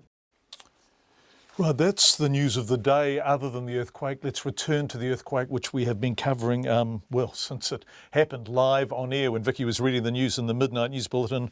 RNZ's been going all day. Let's return to our reporter Alex Ashton, who flew into Nelson. You can't drive around State Highway 1 from Blenheim heading south, so he has gone the back route through Murchison and Hanmer. Alex, where are you now? Hello, John. We've just pulled over just by a place called Ulmihi, which is coming up State Highway 1 going north up to Kaikoura. But if we go much farther, we'll A, we'll lose reception, but B, the road will be blocked off there. So just coming up to where the blockage is. And you and our camera operator, Bradley Ambrose, have been filming and reporting as you went. What damage have you seen? I want to talk about Hanmer because people are saying, hey, what's it like there? What's it like there? Yeah, so we got into Hanmer fine. There was the bridge had reopened, so there was a stop-go when we got over. It didn't really feel like anything had happened, to be perfectly honest, John. So we just pulled into the Civil Defence headquarters, and they were just finishing up there.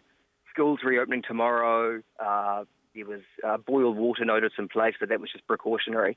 But the thing that was interesting was that it was very quiet, and it was almost like, for a tourist town, it was almost like this mass exodus.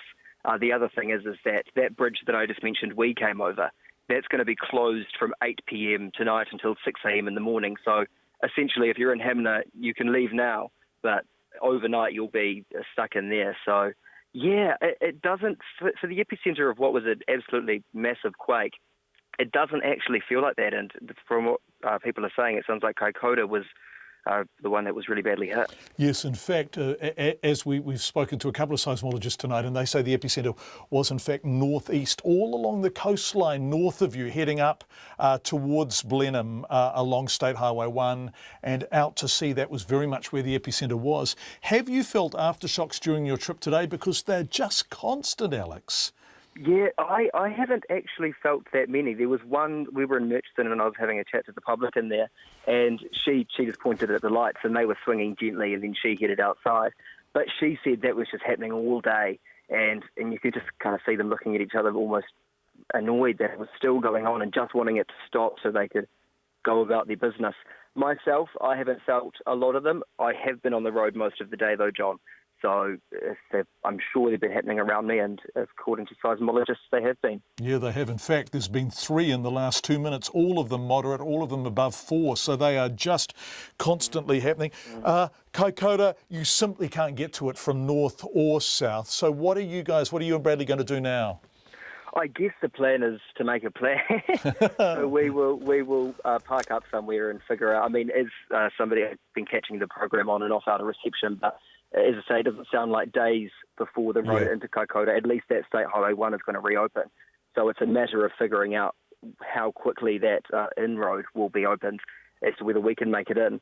But yeah, it's all happening there apparently. So we'll just have to wait and see and look at what's happening with the roads. Okay, take care of yourself, you too. Alex Ashton, our reporter, who has come around the long way through Nelson and Murchison back and through Hanmer and is starting to head north, but he will hit those road blockages shortly. Kaikoura utterly cut off. The Prime Minister joined us earlier in the program and said they are thinking of using the frigate Canterbury to get 500 or 600 people who are in Kaikoura and stuck there out. British tourist Jade Rolfe was staying at Mount Lyford Lodge for a cycle tour when the quake hit. She told our reporter Tim Graham she'll spend the night camping in a tent nearby in case there is another big shake.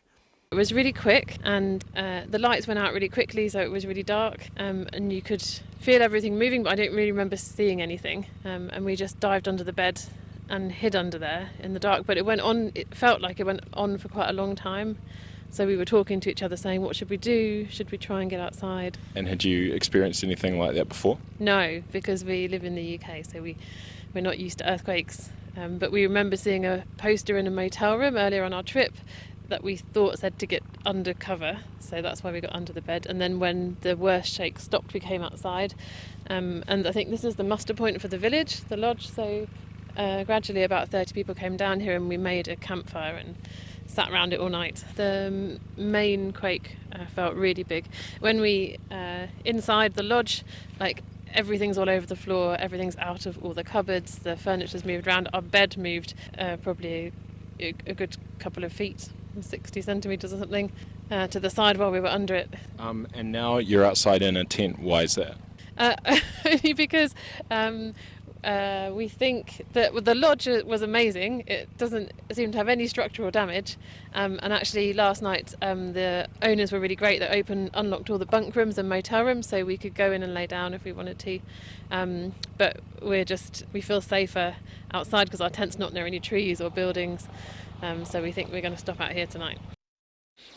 The time is 8 minutes to 6. Let's go to Kelvin Berryman, who is the principal scientist for GNS, a man who has kept us so well informed during the various earthquakes that have hit Canterbury, Christchurch and the wider region over the past, 6 years. Kelvin, it's lovely to have you with us. Are you there? Yeah, it's nice to talk to you, John. Yeah, nice to talk to you. I wish we talked in calmer circumstances though, Kelvin. Yes. Look, I'm just looking. The aftershocks just aren't stopping and there's still some moderate ones hitting. Is there any sense of what is going to unfold over the next 2 or 3 days, or can you only take calculated guesses, really? Well, really it is based on those calculations. Yeah, we're seeming, we're doing statistics and looking at numbers and all the rest of it. The earthquakes are about what we'd expect. It was a very big starting point, of course, with a 7.8. So I think over the next several days, I think it's going to carry on much the same as it is. And hopefully in the most likely future, outcomes is, just dying away over a period of time, months, if not a few years. But there is always the possibility that could be some more triggered activity on nearby faults or something. So, at the end of the day, it's all about being prepared and being cautious and careful. So yeah, absolutely. What we can do. Kelvin, you said 7.8. We've been reporting 7.5. What was that quake at 12:02 this morning? What was it? Yeah, so the US Geological Survey, are reporting 7.8, and we're trying to be consistent in using 7.5, which is our New Zealand estimated magnitude. So right, yes, right. But whichever you're looking at, 7.8 or 7.5, it was a huge quake. And what we've heard earlier in the program is that we will have permanent upward moves along the northeast of the South Island, that there will actually be a lift that will be permanent in some areas. Yeah, it looks like that. That's certainly what we're seeing in Kaikoura off the tide gauge early on today. But over the years, when I've been doing geological work down there, that we see there are these upraised terraces all the way along that Kaikoura coast. So we might be seeing the sorts of earthquakes that have occurred over thousands of years in the past that have produced that sort of permanent uplift. And what's happening there, Kelvin? When we have permanent uplift, is that the Pacific plate pushing on the tectonic on the Australian plate, or is that just me failing school certificate science? No, that's pretty good, but probably it's at the finer scale than the whole plate boundary. So we're talking about probably individual faults that produce uplift or subsidence, rather than the whole.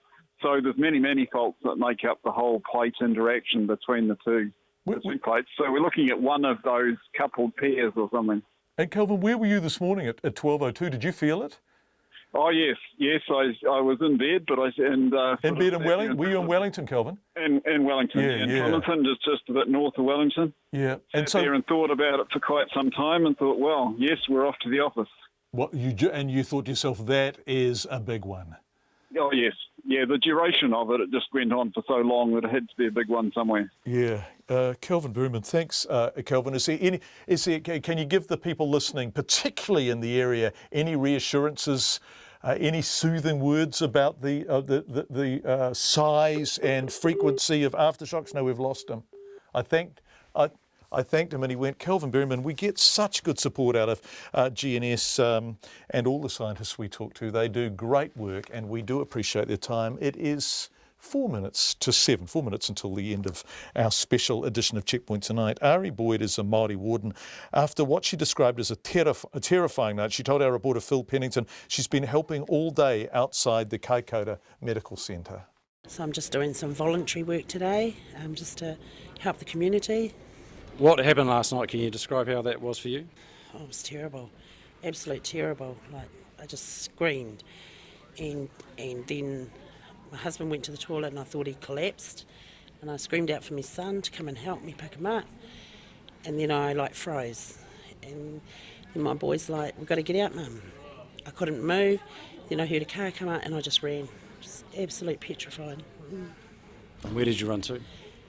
We ended up running, getting in the car and going up to my daughter's, which was up here on Churchill Street because we lived down Lyford, so it was at higher ground.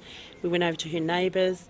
She bought mattresses outside. We put mattresses down. We had people we didn't know, invited them in. They all stayed with us for the night. Yeah, it was really good to be around people. Any damage? Went home this morning. You know, it's a mess, but hey, you know, you can replace the TV, replace things. Lives you can't. So I just closed the door, walked out. You know, it doesn't matter. You know. And nobody here seriously hurt that you know? Not that I'm aware of. Yeah. You know, I've had no sleep all night, but just want to get here and do this job just to help. It's Ari Boyd talking to our reporter Phil Pennington, 7:02. We're going to end tonight with some of the feedback we've been getting about Radio New Zealand newsreader Vicky Mackay, who was reading the news this morning at 12:03 on the overnight shift when the magnitude 7.5 quake hit. Have a listen. 3-0 lead and a win in the 5-match series. And yes, Wellington, we are undergoing a fairly dense earthquake at the moment. So please just get to somewhere where you are safely under some protection, because this is long and rolling and it has been going and getting worse every 5 minutes. I can honestly say I doubt that I'll be able to stay in the chair for much longer. Hopefully it will calm and ease off. It's definitely the biggest earthquake we've had in Wellington for some time, but it's stopped rolling now. Lots of people saying things like this. Can you please thank Vicky for being so calm last night? I was alone, house sitting in a rural township, and her voice was with me as the power lines crackled and banged and I was plunged into darkness. She gave immense solace while I was alone in the dark. And Jennifer from Woburn has written a lovely email which we're going to read out. Vicky was the consummate professional and in my books very brave. I listened through the night, as did a huge lot of people all around the country. Vicky was right in the thick of it. The quake struck while she was reading the news. She was in a multi-storey building on the terrace, which is in the heart of Wellington, which shook violently for a long while. I was standing in my flat in Woburn in the hut, all went black. I knew it was a whopper. Dogs and cats went crazy. No power, so on with the headphones on the mobile phone, listening to RNZ and Vicky's professional, calming voice. I was alone, but not alone. RNZ was with me. Susie joined Vicky early on. I was glad she was there too. They were magnificent through the night. And very early in the morning, Kim Hill too. I salute them. I ended up self-evacuating with 2 neighbours, 3 dogs, 1 cat, up to the Wainui on Mata Hill at about 1:45 a.m. I have a car and my neighbours don't, so I took them too. We stayed there listening on the car radio to RNZ until 6 a.m, came home, power back on at 6:30, hadn't slept in 24 hours, still listening to RNZ now. Jennifer, thank you on behalf of the excellent people I work with. Thank you all for being with us.